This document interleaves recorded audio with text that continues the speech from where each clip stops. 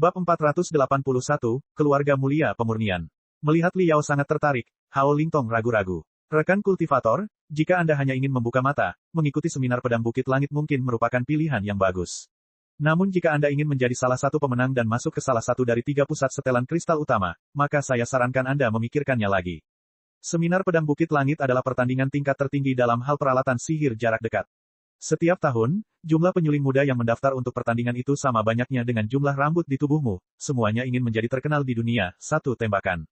Di antara mereka, ada banyak ahli waris sah keluarga pemurnian kuno yang memiliki pengetahuan yang telah diwariskan dalam keluarga mereka selama ribuan tahun. Mereka jarang menyebut diri mereka penyuling, mereka lebih suka dikenal sebagai penempa pedang. Mata Liao tiba-tiba bersinar. Pedang adalah nenek moyang semua senjata. Di dunia budidaya kuno, pedang terbang mewakili semua perlengkapan magis. Swordforger adalah judul kuno. Itu juga menunjukkan pengetahuan mendalam tentang keluarga pemurnian. Hao Lingtong melanjutkan, selain mereka yang dilahirkan dalam keluarga pemurnian, para kontestan lainnya juga tidak mudah untuk dihadapi. Sama seperti Anda, sebagian besar dari mereka telah berlatih di sekte budidaya dan perkumpulan EXO selama bertahun-tahun. Mereka mengasah pedang mereka selama 10 tahun sehingga bisa mengeluarkan percikan paling mempesona di seminar pedang Skytil. Liao berkata, saya hanya ingin tahu satu hal. Apakah 10 besar pertandingan dijamin akan memasuki salah satu dari 3 pusat setelan kristal utama dan 3 proyek inti teratas? Hao Lingtong menganggukkan kepalanya dan berkata, tentu saja. Tujuan dari seminar pedang Bukit Langit adalah untuk memperkenalkan darah baru ke dalam 3 pusat setelan kristal. Para penyuling berbakat yang menduduki peringkat 3 teratas tahun lalu dipekerjakan oleh 3 pusat tersebut dan menjadi peserta dari proyek untuk mengembangkan pakaian kristal paling canggih di sektor bintang terbang. Bibir Liao melengkung. Dia yang terbaik dalam menyempurnakan pedang perang. Pedang penebas angin darah rebus dan cakar api biru listrik ungu yang dia buat sama bagusnya dengan peralatan sihir kelas atas dari sektor bintang terbang. Sekolah besi, sekolah hati perak, dan sekolah garis merah. Ketiga pusat tersebut mewakili teknologi terkini pada pakaian kristal di sektor bintang terbang. Bergabung dengan proyek-proyek utama mereka tidak hanya memungkinkan saya untuk berhubungan dengan peralatan magis paling mutakhir di sektor bintang terbang tetapi juga memberi saya peluang besar untuk meningkatkan keterampilan saya dalam pemurnian. Sudah diputuskan kalau begitu, saya akan berpartisipasi dalam seminar pedang Skytil, mencapai posisi 3 besar, dan berjuang untuk mencapai kota suci surgawi. Setelah menawarkan pembayaran kepada Hao Lingtong melalui Nexus Spiritual, Liao berjalan ke susunan teleportasi terdekat. Karena ini adalah dunia virtual, susunan teleportasi di sini hanyalah simbolis. Tidak ada batasan jumlah orang atau jarak. Setelah memasukkan tujuannya, dalam sekejap mata, Liao muncul di kuil yang indah. Lukisan-lukisan besar yang menyerupai kehidupan tentang pertempuran sengit digambar di dinding sekitarnya. Penggarap iblis, dan iblis bertarung dalam kekacauan. Seseorang sepertinya bisa mendengar tangisan dan bau darah yang menyengat. Pedang terbang dan pedang perang yang tak terhitung jumlahnya melayang di udara. Mereka berkumpul menjadi aliran baja dan mengalir perlahan. Itu adalah tempat pendaftaran online seminar pedang Skytil. Di dalam kuil, hampir 100 pemuda sedang bermalas-malasan, dengan wajah bercampur kebingungan dan kegembiraan. Mereka tidak ingin terburu-buru mendaftar dan lebih memilih mengobrol dengan sesama penggarap terlebih dahulu. Kebanyakan dari mereka berasal dari daerah terpencil seperti Liao. Mendapat hak istimewa untuk datang ke zona luar angkasa 1000 layar yang ramai dan mengikuti acara tahunan seperti seminar pedang Skytil, mereka merasa segalanya baru bagi mereka. Beberapa pemuda berpakaian glamor, yang jauh lebih tenang dan anggun, tersenyum samar. Mereka membentuk kelompok kecil dan berbicara satu sama lain dengan suara pelan. Sesekali, tawa kecil terdengar dari sana. Mereka mungkin adalah pewaris keluarga penyulingan. Puluhan resepsionis sedang menangani prosedur pendaftaran. Karena terlalu banyak orang yang mendaftar untuk pertandingan tersebut, penyaringan diperlukan untuk menghilangkan sebagian besar penyuling yang tidak memenuhi standar terendah. Itu adalah pekerjaan yang tidak dapat dilakukan oleh prosesor kristal. Oleh karena itu, semua staf di sini adalah orang sungguhan. Beberapa dari mereka berasal dari 3 pusat pakaian kristal utama, dan beberapa lainnya adalah mahasiswa dari Departemen Pemurnian berbagai universitas yang bekerja sebagai sukarelawan. Saat Liao berencana untuk mendaftar, kerumunan tiba-tiba menjadi kerusuhan. Para pewaris anggun dari keluarga-keluarga penghilangan yang telah berbicara satu sama lain semuanya berseru kaget seperti ayam jantan yang lehernya telah dicengkeram. Liao berbalik dan menemukan bahwa seorang pemuda tampan sedang keluar dari susunan teleportasi dengan perlahan. Pemuda itu mengenakan jubah biru pucat. Wajahnya muram. Rambut panjangnya diikat santai oleh dahan berduri. Di jubahnya terukir kata yang agak kaku, Mo. Keluarga Mo, Mo Tianshui, sudah 7 tahun. Akhirnya, pewaris keluarga Mo, keluarga pemurnian yang telah bertahan selama ribuan tahun, kembali mengikuti seminar pedang Bukit Langit. Berita bagus. 7 tahun yang lalu, Mo Hongsui, putra tertua dari generasi ini, mengambil bagian dalam seminar pedang Bukit Langit dan mengamankan kemenangan dengan pedang langit bersalju, yang dengan mudah mematahkan pedang semua lawannya. Itu adalah bagian yang cukup mengejutkan, berita saat itu. Saat ini, dia sudah menjadi ahli penyempurnaan senjata jarak dekat di Silver Heart School. Tetapi Mo Hongsue telah berkali-kali menyatakan bahwa dia hanyalah orang paling berbakat kedua di generasi termuda keluarga Mo. Mo Tiansui, adik bungsunya, adalah kebanggaan terbesar keluarga mereka.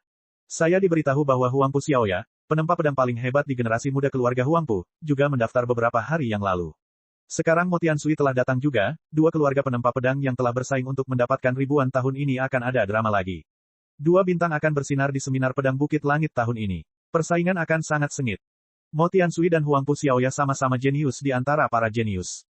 Siapakah di antara keduanya yang akan mengamankan kemenangan dan mendapat kehormatan menjadi Master Pedang di seminar pedang Bukit Langit ini?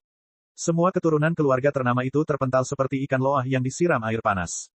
Bagi kaum muda dari daerah terpencil di Lautan Bintang, mereka mungkin tidak mengetahui nama Mo Tiansui dan Huangpu Xiaoya, namun mereka semua sudah terlalu banyak mendengar tentang keluarga Mo dan keluarga Huangpu, dua keluarga penempa pedang terkuat dari sektor bintang terbang. Oleh karena itu, mereka juga berkerumun menuju Mo Tiansui dengan tergesa-gesa. Liao memanfaatkan kesempatan itu untuk berjalan ke meja resepsionis yang telah dikosongkan. Jika itu nyata, dia mungkin bergegas ke depan untuk mengamati Mo Tiansui, setidaknya tangan Mo Tiansui juga.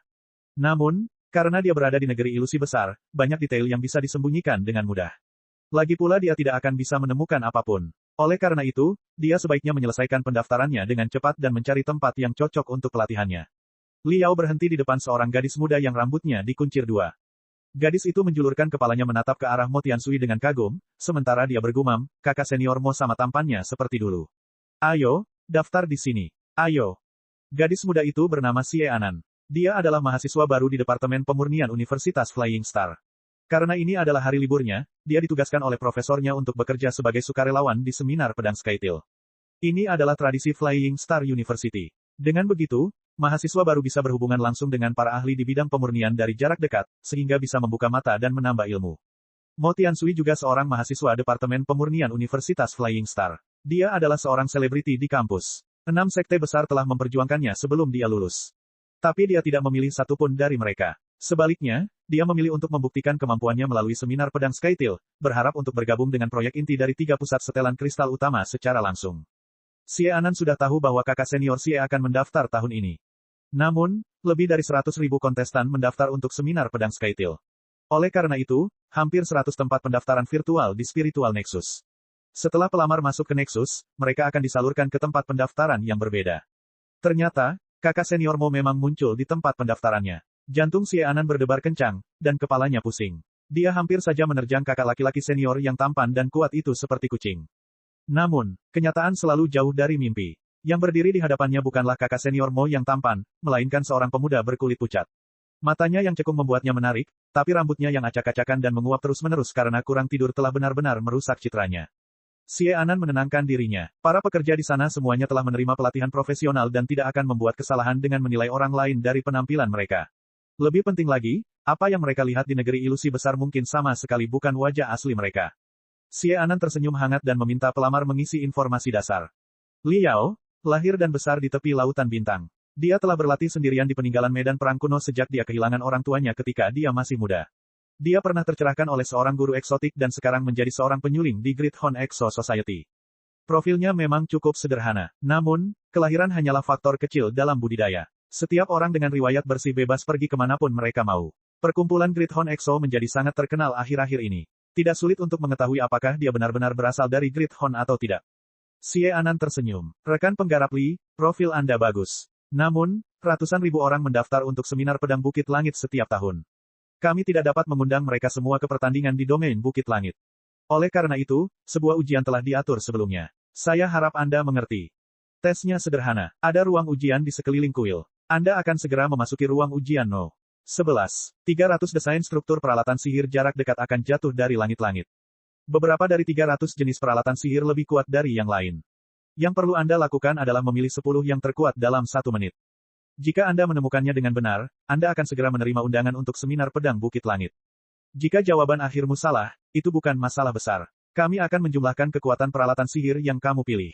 Selama jumlah totalmu masuk dalam 3.000 teratas, kamu masih akan menerima undangan nanti.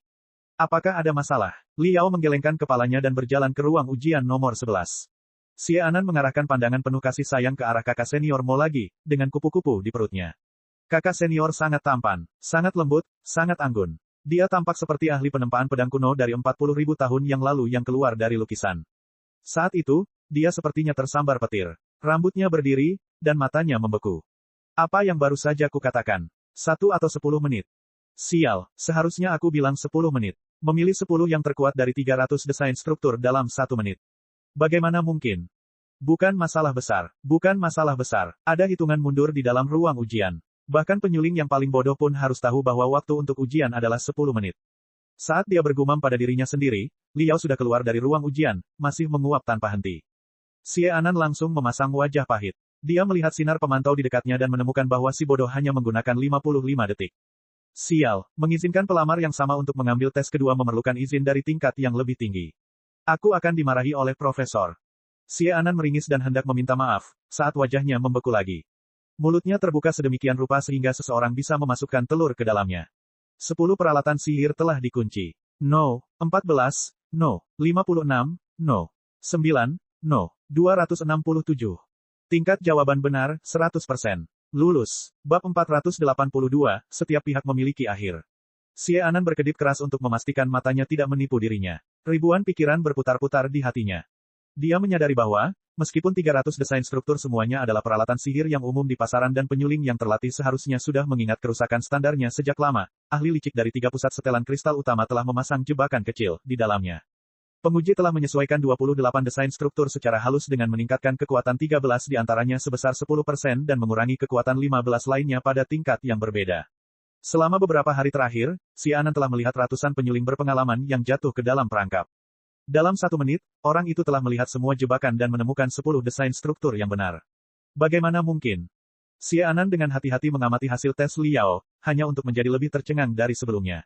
Dia menemukan bahwa hasil tes Liao diurutkan berdasarkan kerusakan standar peralatan sihir yang disesuaikan dari besar ke kecil. Satu-satunya penjelasan adalah dia telah menghitung kekuatan tepat dari setiap peralatan sihir hanya dengan melihat sekilas desain strukturnya. Sungguh luar biasa. Untuk sesaat, Xie Anan benar-benar melupakan keberadaan kakak senior Mo. Dia melototkan matanya dan menatap Liao. Liao mengerutkan kening. Apakah ada masalah? Xie Anan tiba-tiba kembali pada dirinya sendiri. Dia tersipu dan menggelengkan kepalanya dengan cepat. Tidak. Tidak, Li, kakak senior Li, kamu telah berhasil lulus ujian. Ini adalah kartu undanganmu. Silakan masukkan pola identifikasi pribadimu. Liao menerima kartu undangan itu dan menyadari bahwa itu adalah pedang perunggu kecil seperti mata uang kuno. Itu dalam gaya vintage dan diukir dengan tanda yang rumit. Liao memadatkan pemikiran telepatinya dan mengikat gelombang spiritual uniknya ke kartu undangan. Pedang perunggu kecil itu berkedip dan memancarkan cahaya hijau berair. Xie Anan menutup tangannya. Pedang perunggu kecil itu segera terbelah menjadi 2 bagian. Dia memberikan setengahnya kepada Liao. Kartu undangan itu sebenarnya berisi pemikiran telepati khusus, yang diwarnai dengan informasi identifikasi unik tuan rumah dan Liao. Ketika kedua bagian itu dikumpulkan kembali, akan mudah untuk mengetahui apakah pelamar datang sendiri atau tidak. Kemudian, Xie Anan memberi Liao panduan kontestan yang diukir di kayu bambu. Seluruh prosedur pendaftaran telah selesai. Saat Liao berjalan mendekat dan menghilang dalam susunan teleportasi, dia menjulurkan kepalanya semakin tinggi, dengan rasa ingin tahu di dalam matanya. Xie Anan memutuskan bahwa, selain berfokus pada kakak senior Mo di seminar pedang Bukit Langit, dia dapat meluangkan, misalnya, 5% waktunya untuk mengamati Liao yang misterius ini. Mungkin saja dia bisa melaju ke kompetisi final. 5 hari kemudian, di dalam Dual Ring Hall. Dual Ring Hall adalah sekte profesional yang berfokus pada penyempurnaan dan pemeliharaan kapal luar angkasa. Itu bermarkas di dalam zona luar angkasa 1000 layar di benteng bintang seperti 2 cincin. Dilihat dari jauh, benteng bintang itu seperti 2 roda raksasa yang diameternya puluhan kilometer. Mereka dihubungkan oleh jari-jari dan merentang perlahan. Di tengah-tengah kedua lingkaran itu ada sebuah dermaga tempat hampir 10 kapal luar angkasa yang compang camping diparkir. Pemurni yang tak terhitung jumlahnya dalam pakaian pemeliharaan masuk dan keluar dari kapal luar angkasa sesibuk lebah. Ribuan senjata buatan juga keluar dari 2 cincin tersebut dan melakukan pekerjaan pemeliharaan di tengah percikan api yang menyilaukan. Itu adalah tempat di mana tanduk emas dirawat dan dimodifikasi sepenuhnya. Pada platform yang menonjol keluar dari zona tempat tinggal, terdapat sebuah kabin yang dindingnya terbuat dari kristal air daun, yang merupakan material berintensitas tinggi paling murni di sektor bintang terbang yang tidak terlihat seperti udara.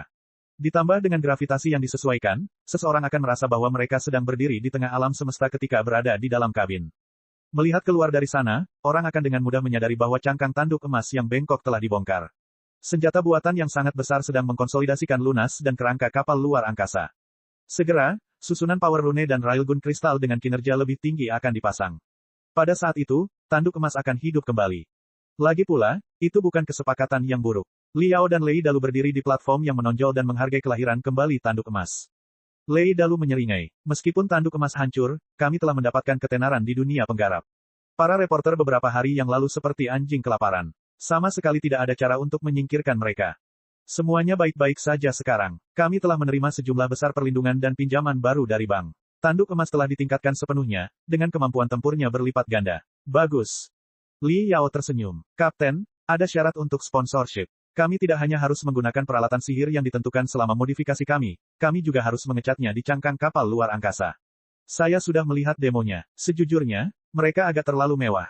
Apa yang salah dengan itu? Lei Dalu menjawab, tampaknya tidak menganggapnya serius. Iklan-iklan itu adalah peralatan sihir yang tepat. Pedang terbang, pakaian kristal, dan semacamnya, tentang afrodisiak, kami selalu terbuka untuk negosiasi selama harganya cukup tinggi. Aku yakin kita memang begitu. Li Yao tersenyum. Lalu terjadilah keheningan yang canggung. Dia datang untuk mengucapkan selamat tinggal pada Lei Dalu.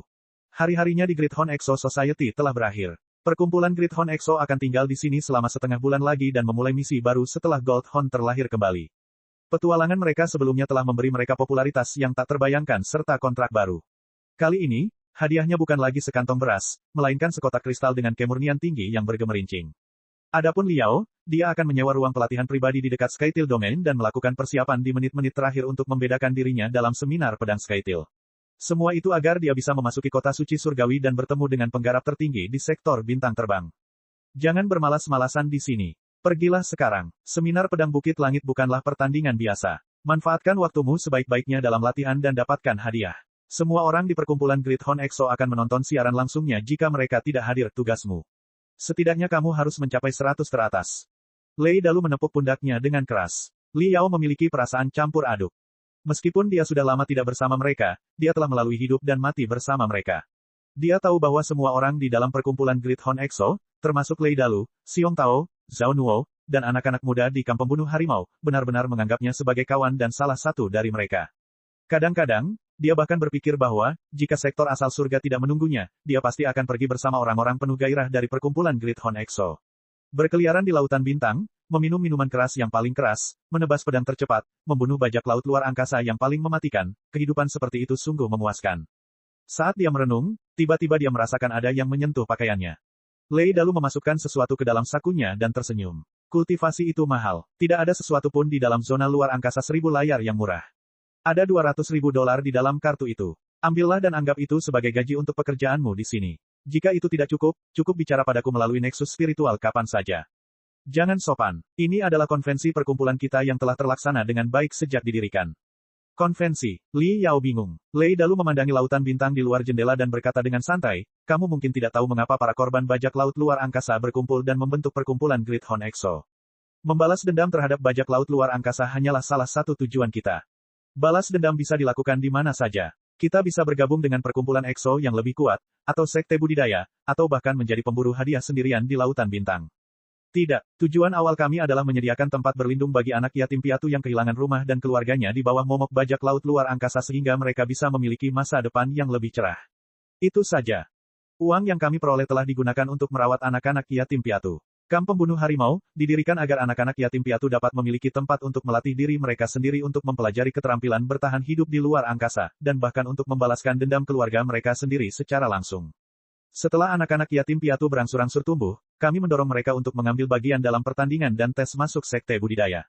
Kami mencoba mengirim mereka ke dunia yang lebih luas dan mengarahkan mereka ke jalur yang lebih menjanjikan.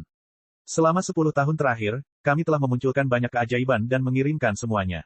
Saat ini, mereka tersebar di lautan bintang menjalani kehidupan baru di berbagai universitas, perguruan tinggi, dan sekte budidaya. Sejujurnya, bukan membunuh bajak laut luar angkasa yang paling saya sukai setelah bertahun-tahun. Yang paling membuatku bahagia adalah seorang anak yatim piatu yang mungkin telah memasuki kegelapan setelah serangan bajak laut luar angkasa dan kehilangan keluarga mereka telah berpindah ke dunia yang lebih cerah dengan bantuan Great Horn. Kasusmu sedikit berbeda, tapi karena ini adalah konvensi perkumpulan, jangan menolaknya. Tentu saja, jika suatu hari Anda mendapatkan ketenaran dan kekayaan dan menjadi ahli pemurnian yang disegani, saya pasti tidak akan menolak jutaan atau bahkan miliaran sumbangan Anda ke Great Horn. Anda tidak akan mendapatkan satu koin pun kembali. Haha. Kata-kata Lei Dalu sangat menyentuh hati Liao. Dia sudah penasaran sejak lama. Di perkumpulan Great Horn EXO, Lei Dalu adalah seorang penggarap tahap formasi inti. Xiong Tao dan Bai Keixin keduanya memiliki kemampuan yang luar biasa, dan Ye Lingdi, kepala penembak yang bertanggung jawab atas semua peralatan sihir jarak jauh, adalah seorang ahli tembak yang menakutkan. Dengan kepemimpinan yang mengesankan, ditambah begitu banyak EXO berpengalaman yang terlatih, mengapa perkumpulan Great Horn EXO masih menjadi kelompok kelas 2 setelah bertahun-tahun dan hanya memiliki kapal luar angkasa berukuran sedang? Ternyata, tanduk besar telah mencurahkan sebagian besar sumber dayanya untuk pendidikan dan pelatihan anak-anak yatim piatu dan mengirim mereka semua untuk pengembangan lebih lanjut setelah mereka dewasa. Li Yao merasa hangat. Dia menyentuh lambang tanduk banteng emas di dadanya dan menatap mata Lei Dalu. Kapten, meskipun saya akan jauh dari Great Horn, saya tidak akan pernah melupakan hari-hari yang saya habiskan bersama saudara-saudara kita di Gold Horn. Saya dengan senang hati akan menerima kemurahan hati Anda dan menghentikan ucapan terima kasih. Hanya ada satu hal yang ingin saya lakukan, katakan. Tidak peduli kapan dan di mana, jika tanduk besar membutuhkan sesuatu, aku pasti akan melakukan yang terbaik. Saya pergi. Saksikan saja siaran langsung di Nexus Spiritual dalam 1,5 bulan. Aku akan berpartisipasi dalam pertandingan sebagai Li Yao dari tanduk besar, dan aku akan menghancurkan semua yang menghalangi jalanku. Bab 483, Rahasia Bai Keixin. 5 menit setelah Li Yao pergi, Bai Keixin berjalan ke arah Lei Dalu tanpa suara, wajahnya semakin suram. Sebuah bendungan sepertinya akan runtuh di tengah alisnya. Baru saja dipastikan bahwa Feng Yuzhong sudah gila. Dia mengumumkan hadiah astronomi di sarang laba-laba dan ingin setiap anggota perkumpulan tanduk besar EXO dibunuh.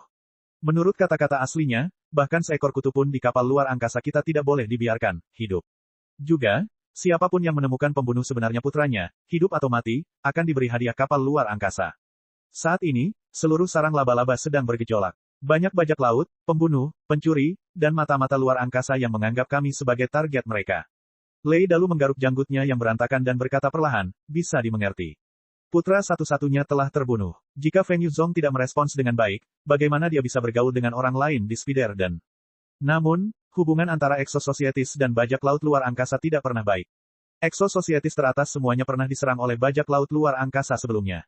Ketenaran mereka diperoleh bukan dengan pamer, tapi dengan bertarung berdarah. Feng Yuzhong ingin membalas dendam, biarlah.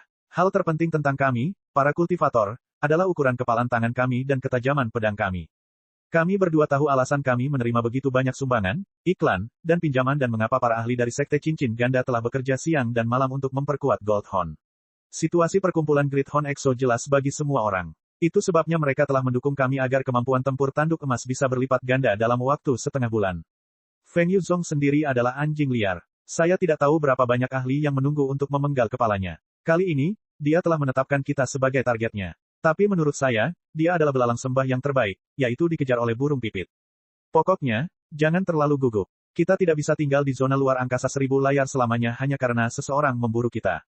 Jika sayangnya kita bertemu dengan Feng Yuzhong, kita akan melawannya. Jika sayangnya kita gagal, kita akan lari begitu saja. Jika sayangnya kita tertangkap, kita akan mati saja. Bibir Bai Keixin melengkung kaku saat dia tersenyum jelek. Segala sesuatunya tampak luar biasa sederhana di mulutmu.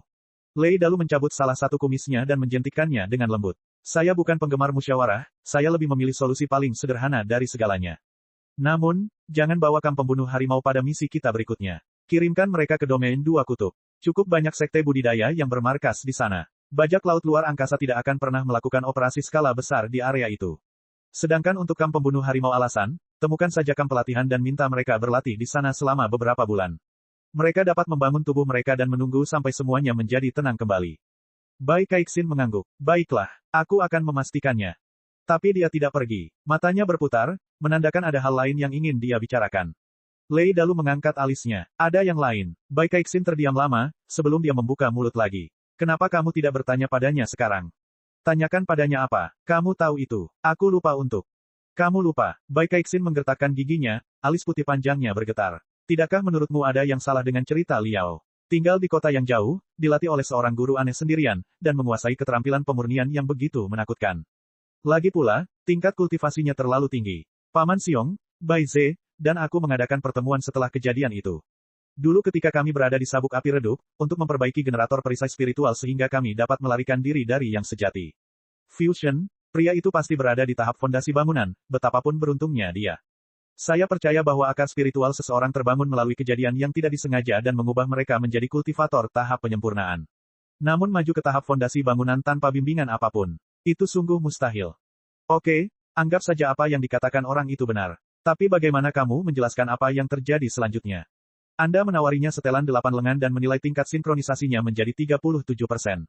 Segera, di platform pencocokan virtual di dunia pakaian kristal, seorang ahli misterius bernama Vulture, dengan tingkat sinkronisasi di bawah 40% muncul dari tidak ada tempat dan mengalahkan banyak ahli top berturut-turut. Setelan kristal pertama yang dipakai, Vulture, adalah 8am.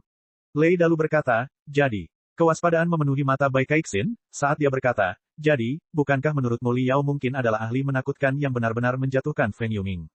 Jadi, Lei Dalu mengulangi, apa lagi yang kamu mau? Bai Keixin menjadi cemas. Jika dia bisa menyelinap ke penjara hantu secara diam-diam, memperoleh informasi paling penting dari Feng Yuming sebelum membunuhnya, mencuri database besar dari prosesor kristal kerangka utama penjara hantu dengan mudah, dan meledakkan separuh kapal luar angkasa di sepanjang perjalanan, dia pasti akan menjadi pelakunya, setan paling gila di dunia. Tetapi iblis seperti itu telah tinggal di Gold Horn selama beberapa bulan. Siapa dia sebenarnya? Apa tujuannya? Perubahan apa yang akan dibawa oleh keberadaannya ke dalam Great Horn Exo Society? Bukankah kita harus memikirkan semua itu? Saat kita lolos dari sabuk api redup, aku sudah memberitahumu sebagian besar kecurigaanku, tapi menurutku kamu belum melakukan penyelidikan apapun. Lei Dalu berpikir sejenak dan menganggukkan kepalanya. Aku ingat kamu mengatakan hal seperti itu. Tapi kamu tahu ada terlalu banyak hal yang harus dilakukan, dan aku sibuk. Aku tidak punya waktu untuk mengurus hal-hal sepele seperti ini. Aku lupa. Sepele, monster dengan latar belakang yang tidak diketahui yang bisa menyabotase kapal luar angkasa sendirian, tinggal di Gold Horn selama beberapa bulan, dan menurutmu itu sepele. Bai Keixin hampir melompat. Saat kami merekrut anggota kru baru, kami hanya memiliki satu syarat, mereka harus mengertakkan gigi melewati gelombang pasang dan hujan meteoroid dan berhasil mencapai zona luar angkasa 1000 layar bersama kami. Li Yao telah melakukan semua yang kami minta. Selama beberapa bulan saat dia berada di kapal, dia telah menyelesaikan setiap misi yang ditugaskan kepadanya dengan sempurna.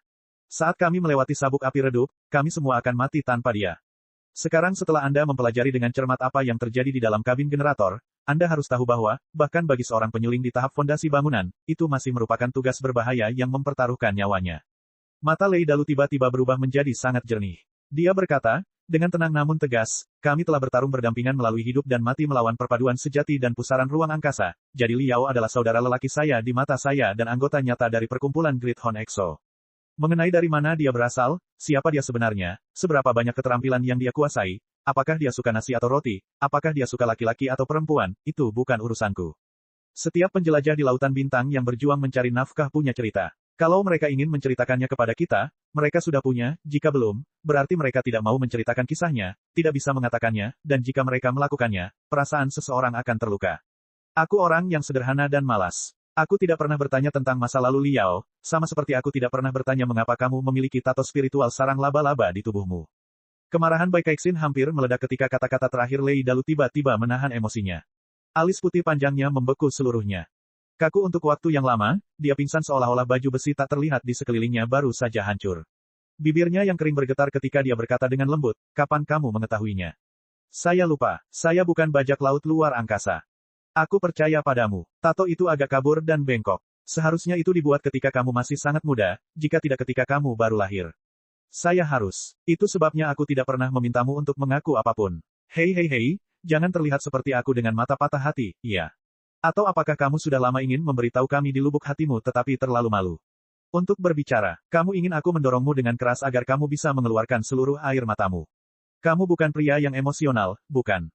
Bai Keixin memelototinya dan kemudian tersenyum malu. Kenapa hari ini? Mata jernih Lei Dalu hanya bertahan sebentar. Ekspresi hipinya yang biasa kembali ketika dia berkata, aku tidak ingin mengungkitnya. Aku merasa itu akan sangat canggung. Namun, kemampuan aktingmu terlalu buruk. Kamu praktis mengenakan, aku punya, sebuah rahasia besar dalam hatiku tapi aku tidak bisa memberitahu itu kepada kamu kalau tidak kita mungkin tidak berteman lagi tolong jangan tanya aku mengalami kesulitan menahan itu aku mungkin mengatakannya dengan lantang jika kamu benar bertanya pada aku, setiap hari kali aku melihat wajahmu yang seperti sembelit, aku selalu tergoda untuk meninju hidungmu dan melihat apakah aku bisa membuat wajahmu semakin pahit. Bai Keixin menarik napas panjang sekali. Wajahnya kembali damai, tetapi kesuraman di matanya tampak semakin tipis. Dia mengangguk. Saya mengerti. Kami tidak akan mencari kebenaran tentang latar belakang Li Yao lebih jauh dan bersiap menghadapi pembalasan dari penjara Storm. Itu benar. Lei Dalu mencabut kumis lainnya dan menggulungnya di antara ujung jarinya. Lalu dia menembakkannya ke kaca kristal, menimbulkan suara yang memekakkan telinga. Dia menyatakan, biarkan mereka datang. Tinjuku sudah lama lapar. Setengah bulan kemudian, di domain Skytil. Ini adalah bagian dunia yang indah dan indah. Material langka di bawah tanah bocor ke sistem air selama ribuan tahun. Ketika mereka dibawa ke permukaan bumi, mereka mewarnai sungai dan anak sungai dengan warna perak cerah. Di antara perbukitan, aliran perak terhubung menjadi sebuah jaringan. Pemandangan menakjubkan ini dikenal sebagai Broken Silvers. Sungguh luar biasa. Aliran seperti itu tidak dapat diminum, tetapi sangat cocok untuk menempa dan memurnikan pedang. Oleh karena itu, domain Skytil bermarkas di banyak sekte budidaya dan keluarga penempa pedang. Peralatan magis yang ditempa dengan aliran perak, terutama peralatan magis jarak dekat seperti pedang dan pedang, sangat berharga dan populer di zona luar angkasa 1000 layar. Domain Skytil tidak besar, tapi ada hampir 100 gunung terapung besar di langit, yang masing-masing dipenuhi dengan gua alam berliku-liku.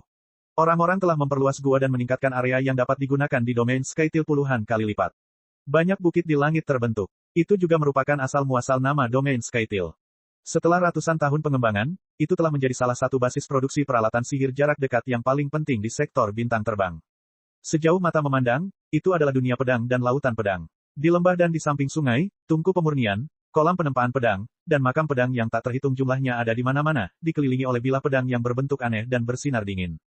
Menurut para penggarap kuno, makam pedang didirikan untuk memungkinkan bilah yang baru ditempa menyerap esensi alami sehingga dapat menghasilkan lebih banyak kerusakan. Menurut teori para penggarap modern, hanya dengan menjaga bilah yang baru dimurnikan dalam posisi tetap selama beberapa waktu, yang mengurangi tekanan batin sebelum perbaikan tahap berikutnya, bilah yang paling menakjubkan dapat tercipta setelah beberapa tahun. Di angkasa, banyak pengelana yang terbang dengan sayap berkilauan di belakang mereka. Peralatan sihir pribadi bernama airfoil, jauh lebih lincah dan mengasyikkan daripada pesawat ulang-alik. Banyak penggarap lebih suka menggunakannya untuk transportasi antar gunung terapung. Di sisi salah satu gunung terapung, 5 kata indah terukir di dalamnya, Museum Pedang dan Pedang. Seorang pemuda berdebu, dengan mata cekung, pakaian biasa, dan sepasang sarung tangan abu-abu yang sangat jelek, berjalan perlahan ke dalam museum bersama kerumunan. Bab 484, tiba di Skytil. Selamat datang di Museum Pedang dan Pedang Skytil. Domain Skytil adalah basis pemurnian peralatan magis jarak dekat terbesar di sektor bintang terbang. Museum Pedang dan Pedang Skytil juga merupakan salah satu museum paling profesional dalam hal itu. Aku adalah pemandu wisatamu, dan kamu bisa memanggilku, wanita pedang. 3 hari sebelum seminar pedang Skytil tahunan, banyak turis dan penggemar telah tiba di domain Skytil.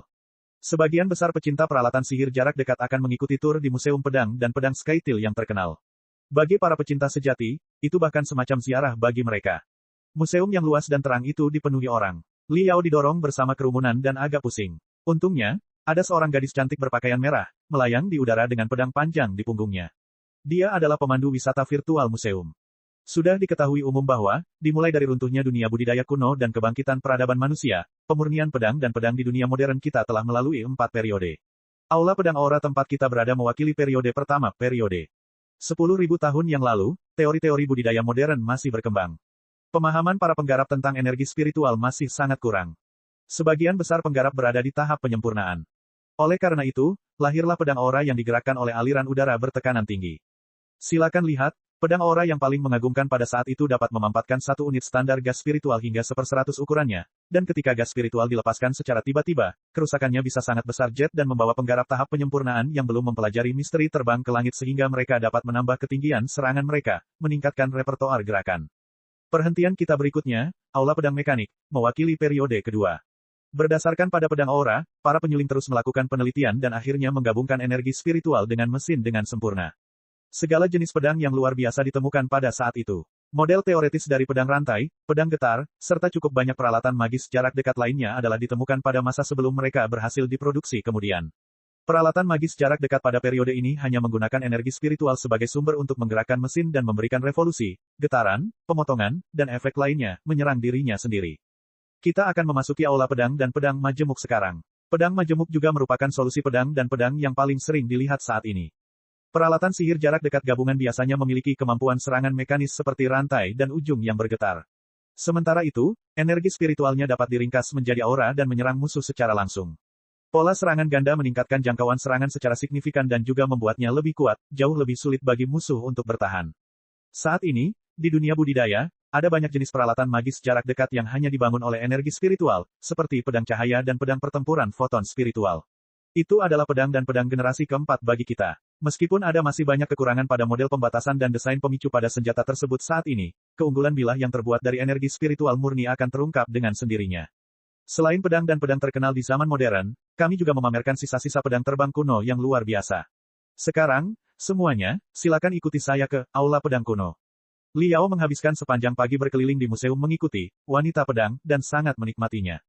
Setelah 1,5 bulan latihan keras, itu juga merupakan relaksasi yang sudah lama ditunggu-tunggu. Gulu, namun, seolah mencoba mempermalukannya, perutnya mulai keroncongan, dengan cara yang cukup menarik perhatian. Banyak orang yang lewat memandangnya dengan aneh, dan ketika mereka melihat pakaiannya yang mirip petani, mata mereka menjadi lebih aneh. Liao tidak bersikap sombong, dia hanya dihadapkan pada masalah yang memalukan, dia kehabisan uang. 1,5 bulan sebelumnya, dia hampir bisa disebut jutawan. Dengan kekayaan yang dia rampas dari Feng Yuming dan gaji yang dibayarkan Lei Dalu kepadanya, dia bisa menjalani kehidupan yang nyaman selama beberapa tahun jika dia adalah orang biasa. Namun, cara penggarap membelanjakan uangnya tidak dapat dibayangkan oleh semua orang. Terutama bagi Liao yang telah berlatih dengan standar tertinggi dalam persiapan seminar pedang Bukit Langit. Mengesampingkan sewa ruang pelatihan dan bengkel pemurniannya, mengesampingkan bahan surgawi dan harta duniawi yang dia gunakan di dalam ruang pelatihannya, mengesampingkan obat-obatan penguat dan obat-obatan yang dia minum setiap hari, salep air hijau, yang dibuat khusus, sendirian yang dia oleskan pada tangannya untuk meningkatkan sensitivitasnya telah menghabiskan biaya hampir $10.000 Flying Star setiap hari. Setelah mengucurkan jutaan dolar Flying Star ke dalamnya, hasil akhirnya mungkin sensitivitas jari keempatnya meningkat sebesar 0,1%. Tapi dia tidak punya pilihan kedua. Perbedaan 1 mm antara dua ahli top mungkin menentukan kemenangan dan kegagalan suatu pertandingan. Kesenjangan sensitivitas 0,1% mungkin berarti perbedaan antara master pedang, terakhir dan peringkat seseorang di tahun 50-an. Liao telah mempelajari dengan cermat video seminar pedang Skytil dari 20 tahun sebelumnya. Dia menemukan bahwa setiap satu dari 30 pemenang teratas adalah pemurni berpengalaman, terutama mereka yang berasal dari keluarga penempa pedang terkenal, mereka semua memiliki keterampilan yang beragam dan tidak mudah untuk dihadapi sama sekali. Pihak penyelenggara Skytil Sword Seminar tidak melarang kontestan sebelumnya untuk kembali mengikuti pertandingan. Oleh karena itu, banyak orang yang dia lihat di video tersebut mungkin adalah lawannya. Jarang ada peluang untuk bertarung melawan para ahli terkemuka dan pewaris keluarga bangsawan. Liao telah memutuskan untuk berpartisipasi dalam pertandingan dalam kondisi terbaiknya. Karena itu, dia menghabiskan banyak uang untuk pelatihannya. Merupakan kualitas yang dihormati bagi seorang penggarap untuk menghabiskan uang dengan cepat. Jika seorang penggarap dapat menyerap materi surgawi dan harta karun duniawi yang bernilai jutaan dalam waktu 3 hari tanpa menyia-nyiakannya, maka penggarap ini jelas merupakan salah satu ahli terbaik. Dengan kemampuan Liao saat ini, ia memiliki banyak cara untuk menghasilkan uang. Namun berhubung pertandingan sudah semakin dekat, dan juga karena beberapa hari terakhir ini ia hanya menjalani latihan rehabilitasi yang tidak memakan biaya banyak, ia tak mau menyia-nyiakan waktunya. Sebaliknya, dia langsung pergi ke Skytil Domain setelah memastikan bahwa dia masih memiliki cukup uang untuk kehidupan sehari-harinya. Namun karena uangnya dimaksudkan untuk membeli materi surgawi dan harta karun duniawi, dia hanya mempunyai sedikit dana untuk mempedulikan penampilannya. Pakaiannya penuh lubang karena sesi latihan intensitas tinggi, tapi dia harus puas dengan itu. Lega rasanya ketika mengetahui bahwa seragam standar akan diberangkatkan setelah pertandingan dimulai. Dia tidak perlu mengkhawatirkan kenyamanannya saat itu. Haruskah saya mencari agen lelang dan menjual 1 atau 2 koleksi saya? Ada banyak sekali peralatan sihir kuno dan kristal langka di dalam cincin kosmosnya. Dengan mempertimbangkan nilainya, Liao jelas masih merupakan tokoh terkemuka. Namun, semua pemurni mempunyai satu penyakit akibat kerja, bahan surgawi dan harta karun duniawi yang jatuh ke tangan mereka bagaikan bagian tubuh tambahan mereka, dan jika mereka terpaksa menjualnya, rasanya sama menyakitkannya dengan seseorang yang memotong sebagian daging mereka. Liao ragu-ragu untuk waktu yang lama. Dia memikirkan 10.000 kegunaan untuk barang bekas ini dan akhirnya melepaskan ide untuk menjualnya. Keesokan harinya, penyelenggara akan memulai pekerjaan resepsi. Akomodasi standar dan makanan akan disediakan untuk semua kontestan. Dia tidak perlu menyia-nyiakan sisa-sisanya ketika dia sudah selangkah lebih dekat ke kompetisi final. Biarkan saya keluar dan memeriksa apakah ada makanan murah. Saya akan menerima makanan apapun asalkan bisa mengenyangkan perut saya. Liao mengusap perutnya saat dia membuat rencana. Xie Anan memegang buku bambu di tangannya yang menggambarkan seni pedang yang berubah secara otomatis.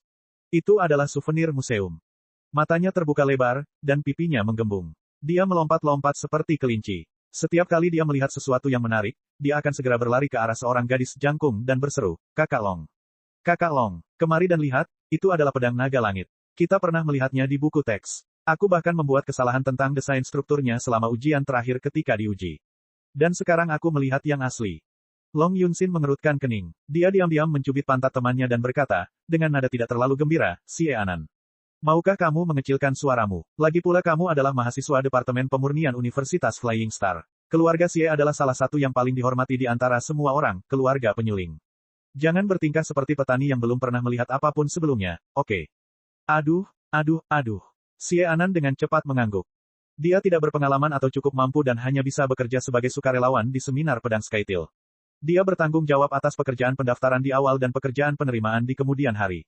Di sisi lain, Long Yunxin berasal dari keluarga pemurni yang sangat mengesankan. Keluarganya hanya sedikit lebih lemah dari keluarga Mo dan keluarga Huangpo, dua keluarga penempa pedang terbaik yang bertahan selama ratusan tahun. Long Yunxin telah mengikuti seminar pedang Skytil tahun lalu dan mendapat posisi ke-21. Dia telah bersumpah bahwa dia akan masuk 10 besar tahun ini. Keluarga Panjang dan keluarga Xie telah berteman selama beberapa generasi. Xie Anan telah bermain dengan Long Yunxin sejak dia masih kecil dan selalu mendengarkannya. Namun, setelah hanya 2 detik hening dan patuh, mata Xie Anan kembali melotot. Sister Long, lihat ke sana, tampaknya itu adalah Zhou Xiaoyu, tuan muda dari desa pedang bersalju. Ahli seperti itu telah datang ke seminar pedang Bukit Langit tahun ini. Tidak, ayo pergi ke sana dan minta tanda tangannya. Petik 2. Kembali ke sini, Long Yunxin menggertakkan giginya, namun dia tidak tahu apa yang harus dilakukan dengan saudara perempuannya, yang merupakan penggemar berat pedang namun hanya memiliki bakat terbatas dalam hal itu. Pikirannya juga bukan yang paling tajam. Itu adalah hal terbaik yang bisa dia lakukan untuk diterima di Departemen Pemurnian Universitas Flying Star. Karena tidak punya pilihan lain, dia harus mengalihkan perhatiannya ke pedang dan orang-orang terkenal. Setiap kali dia melihat seorang pemurni yang merupakan selebriti kecil, dia akan berseru kegirangan, mengganggu semua orang yang lewat. Dia hanya 2 tingkat lebih tinggi dariku tahun lalu. Tahun ini, aku akan memotong, dan memotongnya menjadi 18 bagian. Oke, Xie Anan mundur, tidak sepenuhnya senang dengan hal itu. Tapi matanya yang besar masih berputar-putar. 2 detik kemudian, dia gemetar dan hampir melompat. Pakar misterius. Long Yunxin merasa kepalanya akan meledak. Dia melihat ke arah yang dilihat oleh orang kepercayaannya, hanya untuk menemukan bahwa seorang pria muda berusia sekitar 20 tahun, dengan rambut acak-acakan, pakaian compang camping, dan, yang paling menarik perhatian, sepasang sarung tangan abu-abu yang besar dan konyol, sedang menggosok miliknya, perutnya keras sedemikian rupa sehingga menandakan dia mungkin sudah kelaparan selama bertahun-tahun. Long Yunxin bingung. Xie Anan, bagaimana kamu bisa tahu bahwa dia adalah ahli misterius? Bahkan sebelum dia menyelesaikan pertanyaannya, Xie Anan sudah melompat keluar. Dia tidak pernah melupakan ahli misterius di tempat pendaftaran virtual pada Nexus Spiritual 1,5 bulan yang lalu yang telah lulus ujian dengan sempurna hanya dalam 1 menit. Tidak pernah terpikir olehnya bahwa pria itu terlihat persis sama di dunia nyata, hanya saja lebih kurus. Dia mengenalinya hanya dengan satu pandangan. Dia pernah menjadi salah satu staf, dan tidak pantas baginya untuk terlibat dalam hal itu saat itu. Tapi mulai besok, dia akan menjadi salah satu resepsionis. Masuk akal jika dia mengetahui kontestannya terlebih dahulu, bukan? Bab 485, Tamu Asing. Halo, saya Xie Anan. Saya mahasiswa Departemen Pemurnian Universitas Bintang Terbang dan juga salah satu staf seminar pedang Skytil. Sayalah yang membantu Anda mendaftar di tempat pendaftaran. Jadi, saya akan bertanggung jawab untuk memenuhi kebutuhan Anda ketika pekerjaan resepsi dimulai besok. Saya tidak tahu bahwa saya akan bertemu dengan Anda hari ini. Hahaha. Liao menatap gadis berkuncir ganda yang seperti kelinci, dia memang terlihat familiar. Penampilan Xie Anan mirip dengan penampilannya di dunia maya. Dia lebih serius di tempat pendaftaran. Tapi saat ini, kenakalannya terungkap sepenuhnya. Aku seharusnya memanggilmu, Tuan. Tapi menurutku kamu tidak akan begitu mudah. Bolehkah aku memanggilmu kakak senior? Kamu tidak akan keberatan, bukan, kakak senior Liao? Aku tahu itu agak agresif untuk melompat entah dari mana. Tapi aku terlalu bersemangat saat melihatmu. Aku punya banyak pertanyaan mengenai pemurnian yang ingin aku diskusikan dengan ahli sepertimu. Tolong jangan menolakku, Xie Anan berkata dengan sungguh-sungguh. Liao menggaruk rambutnya yang berantakan. Departemen Pemurnian Flying Star University membuat matanya bersinar. Karena tidak ada hal lain yang lebih baik untuk dilakukan, sepertinya bukan ide yang buruk untuk berbicara dengan siswa yang telah menerima pendidikan paling formal di sektor bintang terbang. Namun, sebelum dia membuka mulutnya, angin dingin mendekat. Seorang gadis jangkung, cantik, dan acuh tak acuh menarik Xie Anan ke belakangnya, seolah takut dia akan menelannya. Long Yunxin, dari Departemen Pemurnian Universitas Bintang Terbang, dari keluarga panjang aliran spiritual. Bolehkah saya mengetahui nama rekan kultivator saya? Liao, dari tanduk besar. Jelas ada kesalahpahaman, tapi Liao tidak mempedulikannya. Dia menggaruk hidungnya dan bersiap untuk pergi kapan saja. Long Yunxin telah mendengar nama Great Hon Exo Society sebelumnya dan, mengetahui bahwa dia bukan orang jahat, merasa agak lega. Tapi dia belum pernah mendengar bahwa ada ahli penempaan pedang yang luar biasa di Great Hon Exo Society. Long Yunxin mundur selangkah dan bertanya dengan suara rendah, Anan, kamu bilang pria itu adalah ahli misterius. Bagaimana kamu tahu? Dengan baik, meskipun Xie Anan terkadang tidak kompeten, dia tahu apa yang dia lakukan jika menyangkut hal-hal penting. Sebagai staf seminar pedang Skytil, tentu saja, dia tidak diizinkan membocorkan detail para kontestan. Dia tergagap untuk waktu yang lama tetapi gagal menemukan apapun. Pada akhirnya, dia tersentak dan berkata, intinya adalah, kakak senior Liao benar-benar seorang ahli. Sangat hebat. Betapa hebatnya, bahkan lebih hebat dariku. Yah, Xie Anan tergagap lagi. Keraguannya menunjukkan bahwa, menurut pendapatnya, pria berpakaian polos ini mungkin lebih baik daripada Long Yunxin. Long Yunxin sangat penasaran. Sektor bintang terbang adalah tempat yang luas, tetapi hanya ada sejumlah ahli terkemuka dalam bidang pemurnian. Hanya ada segelintir keluarga yang telah bertahan lebih dari 1000 tahun. Bahkan dengan mempertimbangkan sekte budidaya yang terkenal dengan pemurniannya, jumlah total orang yang mahir dalam pekerjaan itu cukup kecil. Kebanyakan dari mereka telah berhubungan satu sama lain sejak mereka masih sangat muda. Meskipun mereka belum pernah bertemu satu sama lain dalam kenyataan, mereka setidaknya pasti pernah mendengar satu atau dua hal tentang mereka di Nexus Spiritual jika mereka benar-benar ahli. Tapi Long Yunxin belum pernah melihat Li Yao sebelumnya, dia juga tidak pernah tahu tentang keluarga Li, yang pandai dalam pemurnian. Dia lebih baik daripada menilai orang lain dari penampilan mereka, dan dia tahu betul bahwa hal terakhir yang dipedulikan oleh banyak penggarap hebat adalah penampilan mereka. Meskipun pria di depannya tampaknya bukan seorang kultivator hebat, itu akan menjadi keputusan paling bodoh jika dia membawa pergi Xie Anan sekarang. Dia akan mengakui senioritas Li Yao jika dia pergi begitu saja. Memikirkan bagian ini, Long Yunxin tersenyum dan berkata dengan sopan, "Saudara Li, Anan mengatakan bahwa Anda adalah seorang ahli dan Anda telah menyembunyikan diri untuk waktu yang lama. Saya berasumsi bahwa Anda harus siap untuk menunjukkan ketajaman Anda dengan keterampilan luar biasa Anda di seminar pedang Skytil. Seminar pedang Skytil tahunan bukan hanya tentang persaingan. Lebih penting lagi, ini tentang komunikasi dan pengembangan keseluruhan teknologi penempaan pedang di sektor bintang terbang. Setujukah Anda?" Kebetulan, beberapa temanku sedang berkumpul di sebuah pondok indah di belakang museum. Kami menyebutnya, Sword Tasting Getogeter. Tidak banyak orang, hanya sekitar 10 orang. Namun, mereka semua adalah penyuling yang mampu membuat mencapai 300 besar di seminar pedang Skytil tahun lalu dan telah bersiap untuk bertarung lagi tahun ini sejak lama. Sebelum pertandingan dimulai, kita akan bertemu terlebih dahulu. Kita akan menikmati wine yang nikmat dan mendiskusikan pedang serta teknik menempa pedang. Ini akan menjadi pesta yang cukup menyenangkan. Persaingan seminar pedang Bukit Langit sangatlah sengit, 300 orang teratas semuanya mempunyai peluang untuk mendapatkan tempat di 100 besar. Jika rekan kultivatorku ada waktu luang, mengapa kita tidak pergi ke sana bersama-sama, berbincang-bincang, dan berteman satu sama lain? Bagaimana menurutmu? Mata Li Yao bersinar. Dia tidak tahu, dia juga tidak ingin tahu, tujuan Long Yunxin. Bagi seorang maniak dalam pemurnian seperti dirinya, dia bahkan tidak akan berkedip jika harus melewati gunung pedang dan lautan api selama penyuling berpengalaman menunggu di sisi lain untuk berbicara dengannya. Dia merasa rasa laparnya hilang. Mengangguk, dia berkata, "Baiklah. Pimpin jalan." Di belakang museum terdapat area luas dari bambu emas yang tampak seperti pedang dan tombak yang saling berhubungan, itu dikenal sebagai hutan pedang. Sebuah pondok telah didirikan di tengah-tengah bambu untuk menjamu para tamu terhormat. Mereka sebagian besar adalah generasi muda dari keluarga bangsawan pemurnian. Dengan latar belakang keluarga, bakat, dan kerja keras mereka, mereka telah membedakan diri mereka dengan orang-orang dari generasi yang sama dan semuanya masuk dalam 300 besar di seminar pedang Skytil tahun lalu. Tentu saja topik pembicaraannya bukanlah gosip melainkan misteri dan rahasia para pemurni serta teori-teori terkini dan permasalahan akademis. Ada kompor merah di dekatnya, di mana sebotol anggur lezat sedang direbus dengan api kecil. Ini berbeda dari anggur biasa karena ada beberapa potongan pedang terbang kuno di dalamnya. Anggur yang direbus sedemikian rupa memiliki rasa yang tidak enak. Itu adalah minuman yang paling cocok untuk penyulingan. Kegiatan itu sendiri dikenal dengan nama, mencicipi pedang, yang cukup populer di kalangan pemurni. Dikatakan bahwa ahli penempaan pedang yang berpengalaman dapat mengetahui tahun, pembuatan, dan kisah sisa-sisa anggur setelah satu tegukan. Sungguh misterius dan luar biasa. Mo Tiansui dan Huang Pu Xiaoya, dua pewaris terbaik dari dua keluarga paling terkenal, yang belum pernah berpartisipasi dalam seminar pedang Bukit Langit sebelumnya, keduanya bergabung dalam pertandingan tahun ini. Dua supernova akan bertabrakan dengan hebat. Pasti akan terjadi, akan mengguncang bumi. Benar sekali. Ini akan menjadi pertandingan paling profesional selama bertahun-tahun. Aku diberitahu bahwa, selain para master dari 3 pusat setelan kristal utama, jagoan besar dari Proud Swordfell, Iron Blade Star, dan Heavenly Horse Hall, serta banyak penyuling terkemuka yang telah terkenal selama beberapa dekade, semuanya datang untuk mengamati pertandingan tersebut. Mereka semua datang untuk Mo Tiansui dan Huang Pu Xiaoya. Dikatakan bahwa penyelenggara bahkan mengundang Master Vian Star, pakar teori pemurnian klasik tentang Nexus spiritual baru-baru ini, untuk datang dan mengomentari permainan melalui grup ilusi besar. Tetapi Vian Star menolak tawaran itu dengan mengatakan bahwa dia sedang sibuk. Sungguh memalukan. Omong-omong, bintang iblis ini, yang muncul entah dari mana, memang benar-benar sosok yang membingungkan. Menurutmu siapa sebenarnya dia di dunia nyata? Seorang profesor di sebuah universitas? Seorang tetua di sebuah sekte? Atau seorang kakek dari keluarga bangsawan tertentu yang memurnikan? Kemungkinan dia adalah ayahmu atau ayahku. Teori Vian Star sedang menjadi tren baru saat ini. Mengapa kita tidak menjadikannya sebagai topik pertemuan kita hari ini? Ayo, siapa yang mau bicara duluan?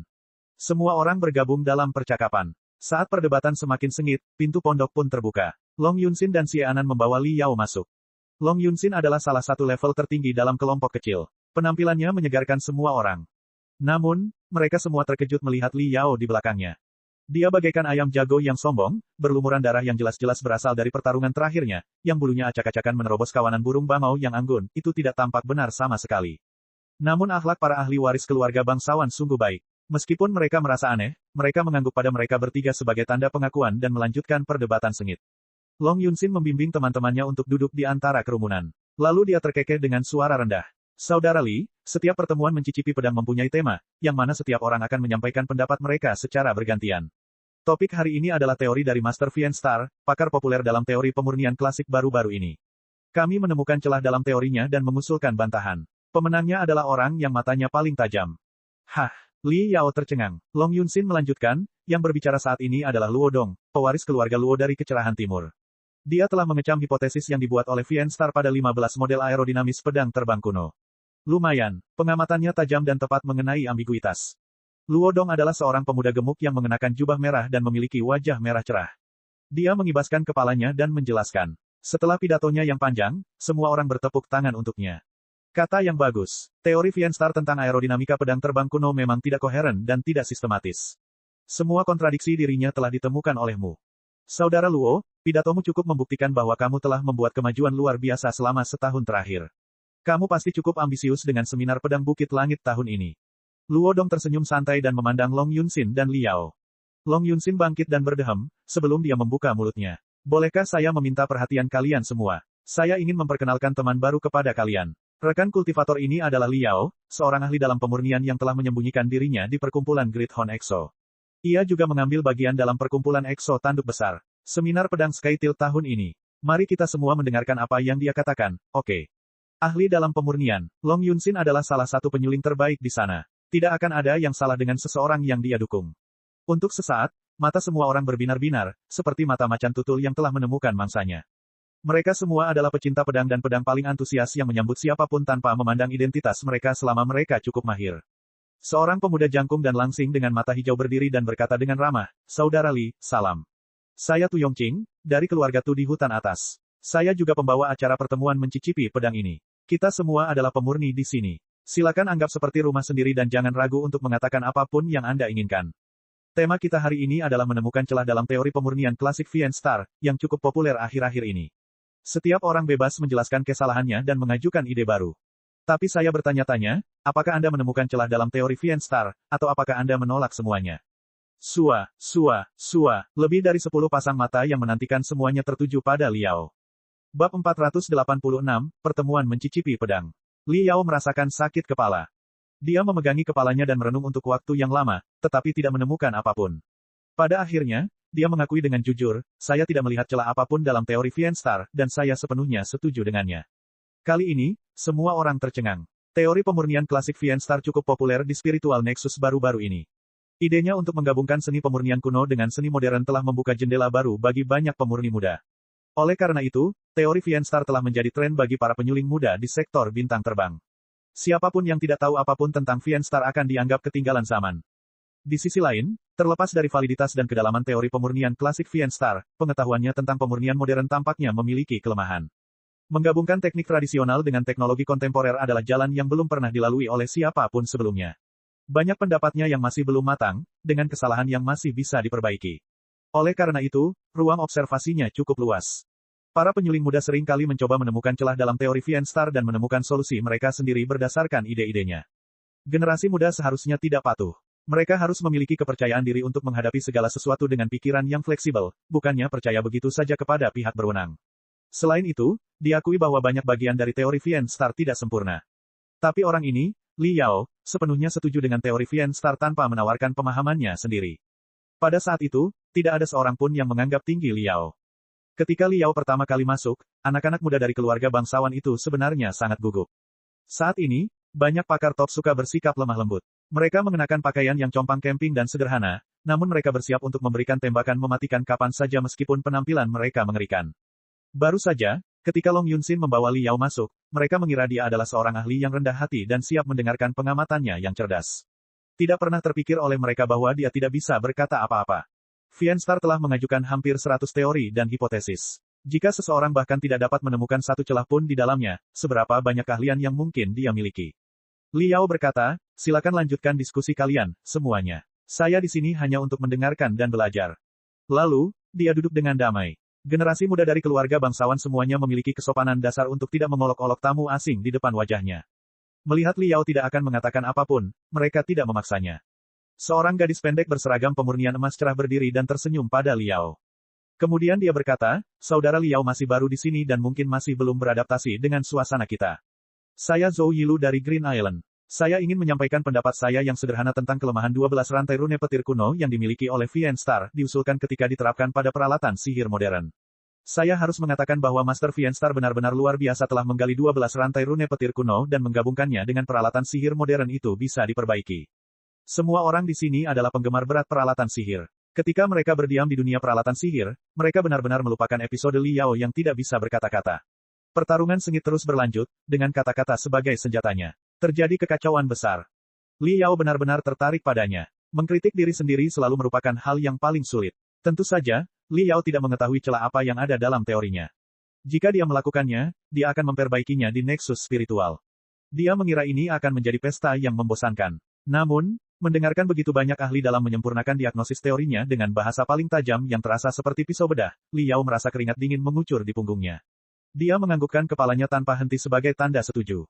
Beberapa bantahan benar-benar tidak masuk akal, namun sebagian besar kritik tepat sasaran dan menyelesaikan banyak masalah yang telah lama membingungkan Liao. Seseorang selalu dapat belajar dari perusahaan yang dijaganya. Perjalanan ini sungguh bermanfaat. Tak satu pun dari mereka yang berusia sangat tua, namun keluarga mereka telah memberikan banyak ajaran yang kokoh. Sistem teori mereka begitu konkret dan sempurna. Celah yang mereka temukan memang merupakan kesalahan jika saya memikirkannya. Setelah saya mengoreksi teori saya sesuai dengan perubahannya, banyak eksplorasi saya yang dapat membuat lompatan maju. Liao benar-benar terpesona dengan perdebatan mereka. Dia menamparkan pangkuannya sambil bersenang-senang. Ketika dia terpesona oleh ide seseorang, dia bahkan bertepuk tangan. Bagi para pembicara, meskipun lelaki itu polos dan tampaknya tidak punya apa-apa di dalam otaknya, sikapnya cukup tulus, dan tepuk tangan selalu datang tepat pada saat sebuah kritik mencapai titik paling luar biasa. Mereka semua merasa geli dan senang. Suasananya juga menjadi agak bersahabat. Long Yunxin telah mengamati Liao secara diam-diam, hanya untuk mengetahui bahwa dia mendengarkan dengan penuh perhatian seperti seorang siswa sekolah dasar. Semakin dia mengamati, dia menjadi semakin tidak nyaman. Dia mencondongkan tubuh ke arah Xie Anan dan berkata dengan suara rendah, Xie Anan, katakan yang sebenarnya. Di mana kamu bertemu Liao ini dan bagaimana kamu yakin bahwa dia adalah ahli misterius? Lihat saja dia, menempatkan, selain ahli, apakah menurutmu dia misterius? Xie Anan juga curiga, bagaimana mungkin seorang ahli yang telah lulus ujian sulit dengan sempurna dalam waktu kurang dari 1 menit tidak memiliki pendapat kedua tentang teori Vien Star. Sejujurnya, bahkan dia bisa memberikan beberapa kritik tentang teori Vien Star. Berpikir lama, Xie Anan mencoba mencari alasan untuknya. Kakak senior Liao benar-benar ahli, tapi karena dia berasal dari perkumpulan Exo Tanduk Besar, dia pastilah seorang pemurni yang paling ahli dalam tugas-tugas praktis. Dapat dimengerti kalau dia tidak paham dengan teori. Begitukah? Kurasa kita akan segera mengetahuinya. Long Yunxin tidak sepenuhnya yakin. Perdebatan panas berlangsung lebih dari 2 jam. Selain Liao, semua orang telah menunjukkan banyak kelemahan Vien Star dengan jelas dan menyeluruh. Bahkan Xie Anan telah berdiri dan berbicara selama 5 menit di bawah dorongan semua orang. Dia juga dipuji oleh mereka. Liao sudah basah oleh keringat, dia merasa baru saja mandi air panas. Saat itu, aroma tipis dan eksotis menyebar ke seluruh tubuh mereka. Pedangnya telah direbus. Tu Yongqing, pembawa acara, melototkan matanya. Dia bertepuk tangan dan tersenyum. Semuanya, anggur yang kubawa ke sini bukanlah sesuatu yang aneh. Itu hanya, gunung mabuk, berusia 120 tahun dari pulau Sungai Terapung. Namun, sisa-sisa pedang kuno yang direbus di dalamnya hari ini sungguh luar biasa. Ayo, sama seperti konvensi kita, siapapun yang mengidentifikasi potongan-potongan itu akan dianggap sebagai Master Pedang hari ini. Tu Yongqing membawa 3 botol dan menuangkan anggur kuning seperti madu ke dalam cangkir. Setiap orang yang hadir mengambil cangkir dengan hati-hati, memejamkan mata, dan memusatkan perhatian mereka untuk mencicipi anggur. Anggur ini memiliki kesedihan tambahan dibandingkan dengan gunung mabuk yang normal. Ini memberiku perasaan yang sama seperti Sekte Pedang Patah Hati dari 48.000 tahun yang lalu. Aku menduga potongan itu berasal dari Sekte Pedang Patah Hati. Saya tidak setuju dengan saudara Dongmen. Anda merasakan kesedihan dari anggur, tetapi saya juga merasakan niat membunuh yang samar-samar di balik kesedihan. Menurut pendapat saya, potongan itu seharusnya berasal dari Blooditon, sebuah kelompok pembunuhan dari 47.000 tahun yang lalu. Bahkan mungkin saja pedang itu dibuat secara pribadi oleh Penatua Blooditon, pemimpin kelompok dan juga ahli penempaan pedang yang terkenal. Kalian berdua punya poin yang adil. Tapi menurutku, semua peserta mengutarakan pendapatnya tanpa mengalah pada siapapun. Tu Yongqing, sebagai tuan rumah, benar-benar seorang pria sejati. Dia tidak membenci Li Yao karena tidak berbicara tadi. Dia menyerahkan secangkir gunung mabuk dengan kedua tangannya dan tersenyum. Saudara Li, karena ini adalah perkumpulan mencicipi pedang, bagaimana mungkin kita tidak mencicipi pedang? Konvensi kami adalah tuan rumah membawakan botol-botol anggur lezat dan potongan pedang kuno. Kami merebus pedang dengan anggur lezat, dan ketika perasaan pedang dilebur ke dalam anggur, semua orang akan mencicipi anggur dan menebaknya. Siapapun yang paling dekat dengan fakta tersebut akan menjadi master pedang dari pertemuan ini dan tuan rumah untuk pertemuan berikutnya. Saudara Li, tolong. Li Yao berkedip dan mengambil cangkir itu dengan curiga. Merebus potongan pedang kuno di dalam anggur dapat meluluhkan perasaan pedang, dan asal-muasal potongan pedang tersebut dapat dirasakan hanya dengan mencicipi anggurnya. Teknik macam apa ini? Kedengarannya cukup bagus. Li Yao mendukung. Anggurnya tidak buruk. Energi spiritual yang terkandung di dalamnya berlimpah. Tapi selain itu, dia tidak merasakan sedikit pun kesedihan atau aroma pembunuhan. Tu Yongqing tersenyum dan berkata, jangan ragu untuk memberikan masukanmu, Saudara Li. Itu bukan masalah besar meskipun tebakanmu salah. Faktanya, menentukan pedang melalui anggur adalah teknik yang sangat rumit. Hanya sedikit penggarap yang bahkan mendekatinya, memahaminya. Kami hanya menebak-nebak dan berpura-pura bahwa kami adalah orang-orang yang berpengetahuan. Petik 2. Apakah memang ada teknik seperti itu? Mata Li Yao berkilauan, karena dia juga sangat tertarik. Jika seseorang bisa mempelajari perasaan pedang kuno dengan merebusnya, teknik seperti itu pasti layak untuk dipelajari. Tentu saja ada. Tu Yongqing tiba-tiba berubah serius. Dia berkata dengan serius, ini adalah teknik kuno yang misterius, dan rahasia tertinggi, 100 klan peleburan, sebuah sekte pemurnian yang tak tertandingi dari 40.000 tahun yang lalu di dunia budidaya kuno. Melalui teknik seperti itu, seseorang dapat melatih inderanya dengan cara yang paling efisien. Seorang pemurni akan mampu memahami tingkat tertinggi dalam menyatukan jiwa dengan peralatan magis dalam keadaan setengah mabuk. Li Yao terbatuk-batuk di luar kendalinya. Wajahnya merah padam. Gunung mabuk, ada di sekujur tubuhnya. Anggurnya terlalu kuat untukku. Mata Li Yao berkedut hebat, dan dia berkata dengan ekspresi aneh, tetapi aku belum pernah mendengar teknik misterius seperti itu sebelumnya. Aku benar-benar tidak bisa merasakan apapun di dalamnya. Mohon maafkan aku, Saudara Tu. Merasa sudah tiba waktunya untuk pergi, dia melanjutkan, Saudara Tu, saya benar-benar tercerahkan oleh semua wawasan luar biasa Anda hari ini. Namun, ada beberapa urusan lain yang harus saya urus. Saya harus pamit sekarang. Sampai jumpa lagi di seminar pedang Bukit Langit. Tu Yongqing linglung sejenak. Dia melirik Long Yunxin dan Xie Anan, tidak yakin tentang hubungan antara Li Yao dan mereka berdua. Namun dia masih tersenyum dan berkata, Saudara Li, pertemuan mencicipi pedang selalu ada 3 tahap. Yang pertama adalah diskusi tentang teori, yang kedua adalah mencicipi dan menebak pedang, yang ketiga adalah praktik nyata. Lagi pula, betapapun cerewetnya seorang pemurni, itu tetap saja apakah tangan kita yang penting. Karena Saudara Li adalah pemurni dari Exo Society besar, saya yakin tangan Anda akan mengejutkan kami semua. Mengapa Anda tidak menunggu sebentar dan menyelesaikan tahap terakhir sebelum Anda pergi? Kami tidak akan bertarung. Kami hanya menyiapkan beberapa bilah patah yang bisa diperbaiki dan dipoles semua orang. Ini hanya permainan, tidak ada yang lain. Putaran pertama seminar pedang Bukit Langit juga merupakan perawatan perlengkapan sihir. Anggap saja ini sebagai pemanasan awal. Hahaha. Li Yao memang punya rencana lain. Tapi setelah mendengar kata-kata Tu Yongqing, dia terpikat lagi. Dia duduk dan menghangatkan jari-jarinya meskipun sarung tangan abu-abu jelek itu tersumbat. Kompetisi keterampilan menyempurnakan selalu menjadi favoritnya. Dia merasa sangat bosan setelah 1,5 bulan berlatih sendirian. Sekarang dia punya kesempatan untuk berlatih dengan ahlinya dan menghangatkan tubuhnya, tentu saja dia tidak akan mengatakan tidak. Xie Anan melirik Li Yao dan berkata kepada Long Yunxin dengan serius, Saudari Long, tunggu saja. Kakak senior Li Yao benar-benar seorang ahli yang tidak dikenal. Sword Tasting Via Wine, adalah keterampilan misterius dari 100 klan peleburan yang hanya ada selama ini, diwariskan dalam keluarga bangsawan pemurnian. Wajar jika dia tidak mengenalnya, tapi ini akan menjadi pembuka matamu sebentar lagi. Sesaat kemudian, semua orang selesai mencicipi pedang kuno itu. Tebakan Luodong dari keluarga Luo di kecerahan timur adalah yang paling dekat, dan dia merasa terhormat menjadi master pedang. Setelah beberapa saat tertawa dan mengobrol, Tu Yongqing membawa semua orang ke kolam jernih di tengah hutan bambu. Di samping kolam, lebih dari 20 pedang tempur dan pedang raksasa yang berkarat dan penyok ditusuk ke tanah. Bab 487, saya mengakui kegagalan saya. 23 pedang perang dan pedang raksasa telah rusak dan terkorosi sesuai dengan standar seminar pedang langit. Kecacatan mereka mirip satu sama lain. Anda dapat memilih salah satu dari mereka sesuai keinginan Anda, kata Tu Yongqing. Namun karena ini bukan kompetisi resmi, kita tidak perlu terlalu serius. Jadi peralatan tidak diperbolehkan. Kita hanya bisa memperbaiki dan memoles peralatan sihir dengan air di kolam dan kerikil di dekatnya, batasnya adalah 10 menit. Mari kita lihat siapa yang menyelesaikan tugas dalam waktu tersingkat dengan tingkat pemulihan tertinggi, oke. Xie Anan merasa terhormat menjadi juri. Semua orang yang hadir mengambil pisau yang patah. Liao juga memilih pedang rantai secara acak. Namun, dia tidak melepas sarung tangan abu-abunya yang tebal. Orang lain tidak merasa terganggu dengan hal itu. Semua penyuling memberikan perhatian khusus pada perlindungan tangan mereka. Menjelang pertandingan besar, banyak penyuling yang memberi nutrisi pada tangan mereka dengan seni rahasia. Di antara orang-orang yang hadir di sini, cukup banyak yang memakai sarung tangan dengan salep bergizi di dalamnya. Namun, sarung tangan orang lain terlalu tipis untuk menghalangi pergerakan tangan. Itu semua adalah barang berharga, jika bukan mahakarya yang telah diwariskan dalam keluarga penyuling selama beberapa generasi, dan sama sekali tidak lusuh dan bodoh seperti milik Liao. Ayo mulai permainan. Xie Anan memulai hitungan mundur. Dalam sekejap, ratusan angin dingin bertiup di hutan bambu. Daun-daun bergetar, menghasilkan suara berderak, seolah-olah bilah pedang saling bertabrakan. Bilah patah di depan para ahli pemurnian semuanya bangkit dan membentang di sekelilingnya. Para penyuling bermaksud untuk memamerkan keahlian mereka. Seseorang mengambil lusinan kerikil yang mereka hancurkan menjadi bubuk di udara hanya dengan benang spiritualnya.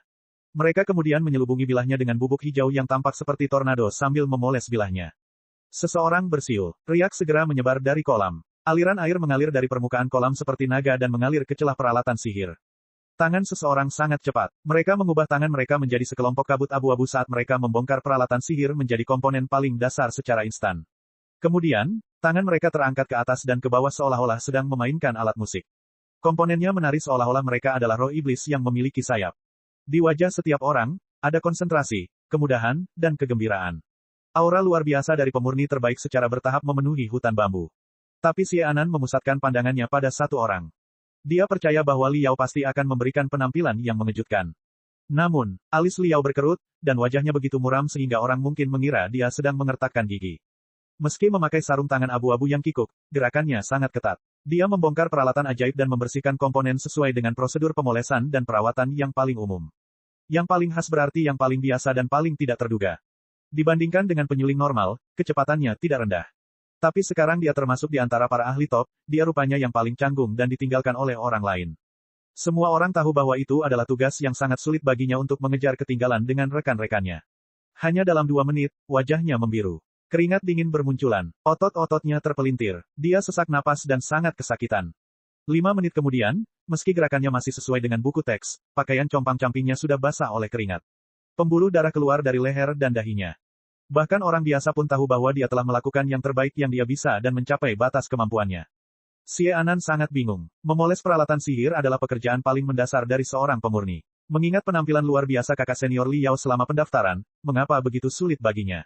Apakah dia menyembunyikan kemampuannya agar dia bisa mengejutkan semua orang di seminar pedang Bukit Langit? Tampaknya tidak demikian. Menilai dari keringatnya dan ekspresi mengerikannya, dia tampaknya mencoba yang terbaik tanpa syarat apapun. 7 menit kemudian, tindakan mulus Long Yunxin tiba-tiba berakhir. Dia menjentikkan jarinya. Debu di tangannya segera hilang bersama angin, dan tangannya kembali mulus seperti batu giok. Pedang rantai yang berkarat telah sepenuhnya diperbarui oleh keterampilan pemeliharaannya yang mengejutkan.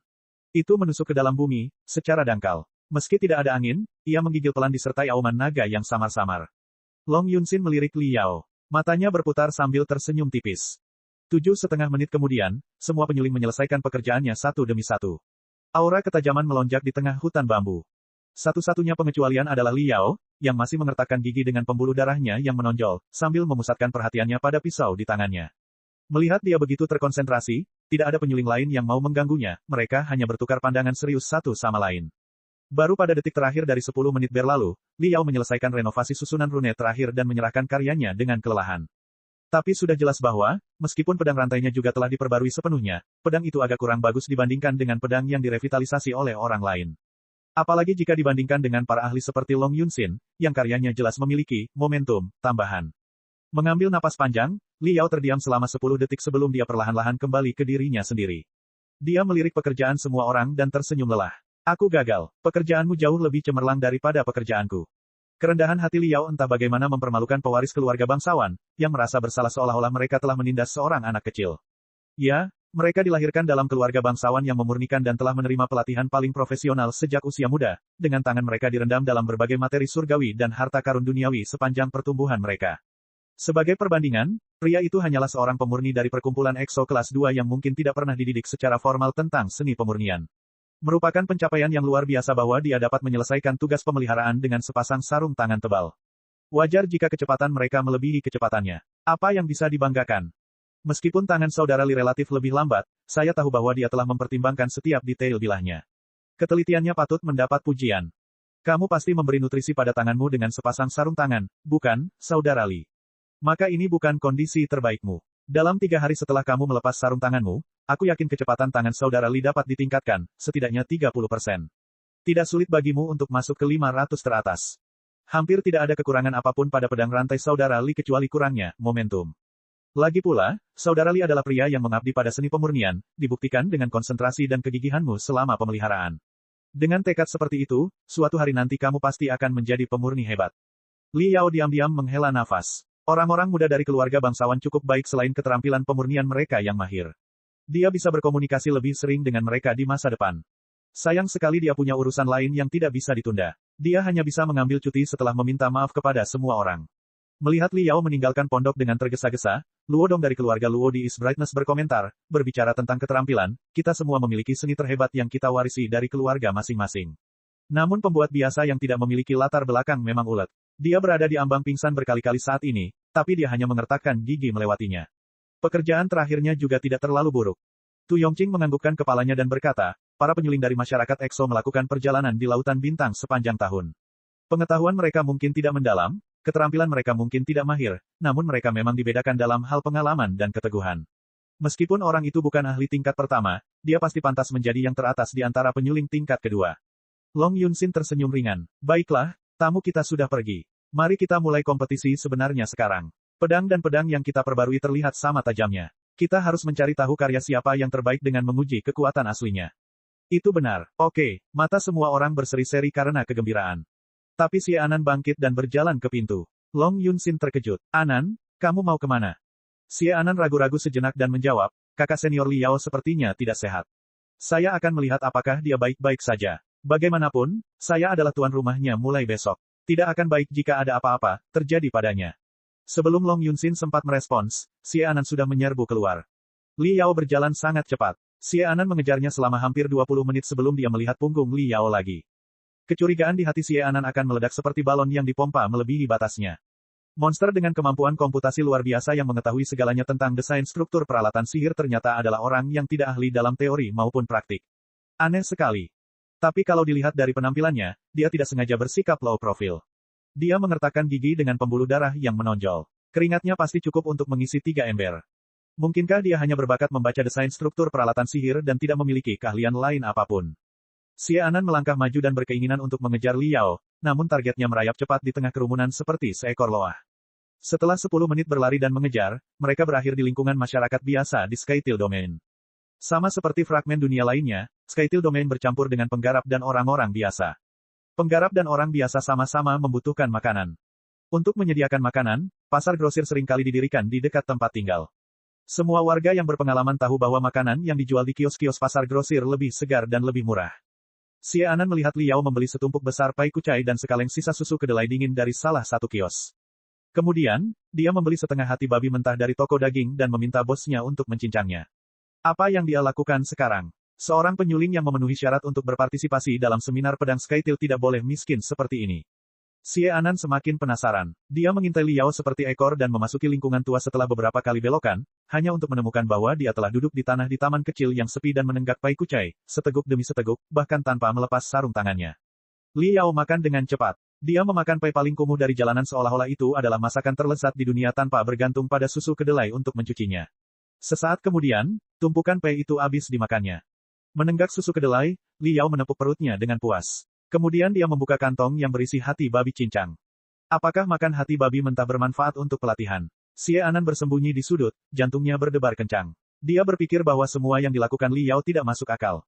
Li Yao menyingkirkan hati babi itu dan bersiap melepas sarung tangannya. Rahasia apa yang tersembunyi di balik sarung tangan abu-abu? Si Anan merasa dia akan menyaksikan pemandangan yang mengejutkan. Bab 488, pelatihan seperti itu. Teknik seperti itu. Saat itu, Li Yao mengangkat kepalanya dan tersenyum ke arahnya. Si Anan tiba-tiba merasa khawatir. Untuk beberapa alasan, meskipun matanya tenang dan jernih, itu memberikan tekanan yang jauh lebih tinggi padanya daripada mata Sister Long. Dia tidak bisa menahan diri untuk tidak berjalan ke arah Li Yao. Dia ragu-ragu untuk waktu yang lama tapi tidak berani duduk. Sebaliknya, dia berjongkok dan mengamati hati babi cincang itu dengan rasa ingin tahu. Li Yao telah memperhatikan ekornya sejak lama, tapi dia tidak merasakan permusuhan apapun darinya. Karena mereka akan bertemu lagi keesokan harinya, dan dia tidak mengenal wilayah domain Skytil, dia tidak ingin membuat keributan hanya untuk menyingkirkannya. Li Yao tidak menyapa Xie Anan. Dia melepas sarung tangan abu-abu itu dengan lembut. Tangannya tidak terlihat abnormal pada awalnya, kecuali garis-garis hitam di sekitar jari. Namun mata Xie Anan terbuka lebar ketika dia melihat lebih dekat, karena dia menemukan bahwa garis-garis hitam itu sebenarnya terbuat dari hampir 100 semut kecil. Semut-semut ini menempel pada kulit tangan Li Yao yang sepertinya memiliki daya tarik yang aneh. Mereka bersembunyi di balik sarung tangan abu-abu. Li Yao meletakkan tangannya di dekat hati babi cincang. Saat semut mencium bau darah dari hati, mereka merangkak ke ujung jarinya seperti dua pasukan dan mulai menikmati makanan. Li Yao menjelaskan, maafkan saya. Saya tidak ingin pergi lebih awal, tetapi semut-semut itu terlalu lapar. Jika saya tidak memberi mereka makan, mereka akan segera menjadi gila, dan ketika mereka melakukannya, bahkan saya pun tidak akan pergi, mampu melawan mereka. Xie Anan berkedip dan mengamati semut itu lagi dengan curiga. Semut itu hanya sepertiga ukuran semut biasa. Warnanya ungu glamor, seolah diukir dari kristal ungu. Mereka tampak mengenakan pakaian perang yang berkilauan, yang membuat mereka luar biasa cantik. Xie Anan merasa semut-semut itu tampak familiar. Dia berpikir sejenak, sebelum keringat dingin tiba-tiba menyelimuti dirinya. Dia hampir tidak bisa menahan dirinya agar tidak terjatuh. Dia kehilangan kendali dan berseru, semut pedang cincin ungu. Mereka adalah semut pedang cincin ungu. Semut pedang cincin ungu adalah sejenis serangga yang agresif dan bernafsu terhadap daging.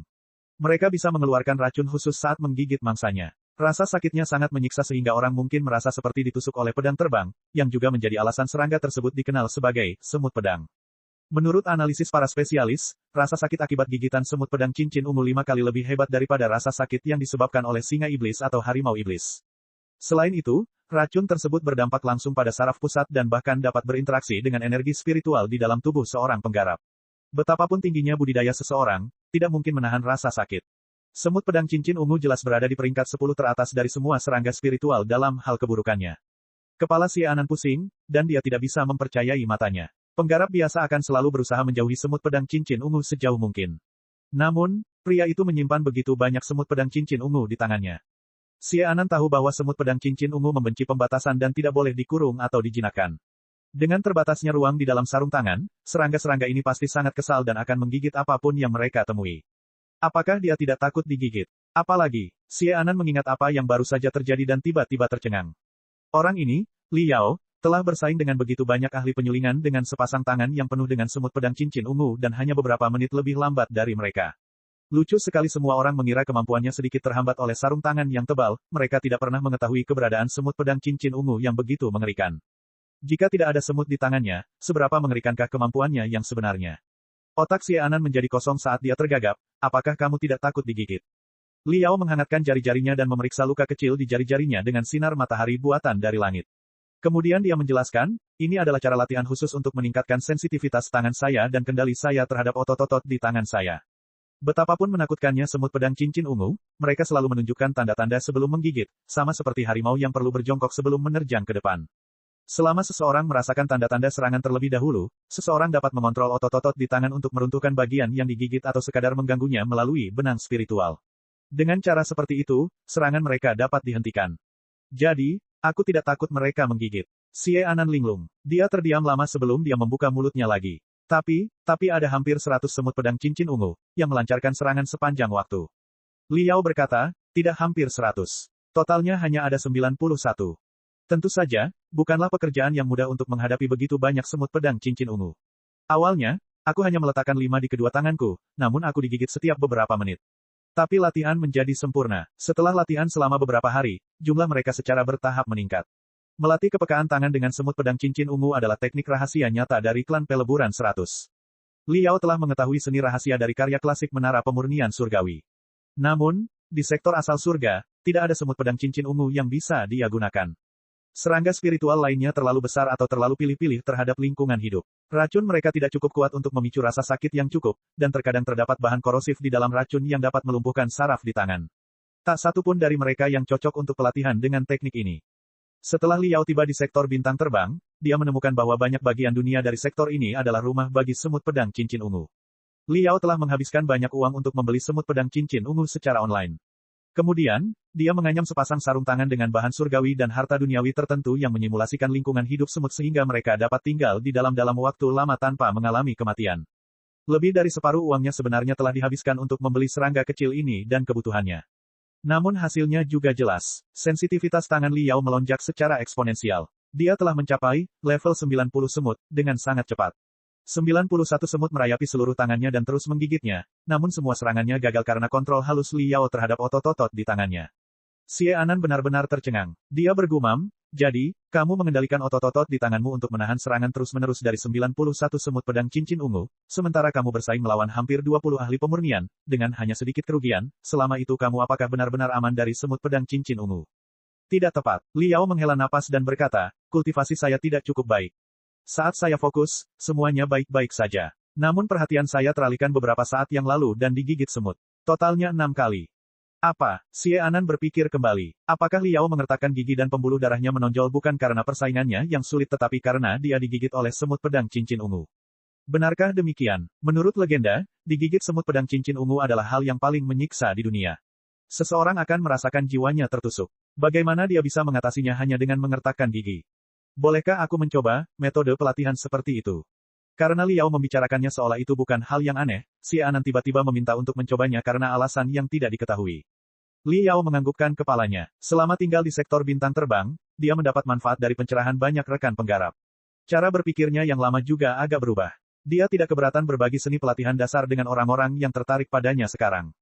Li Yao mengambil satu semut pedang cincin ungu dari tanah dengan jari kelingkingnya dan meletakkannya di punggung tangan Xie Anan, sebelum dia berkata, lepaskan semua indramu.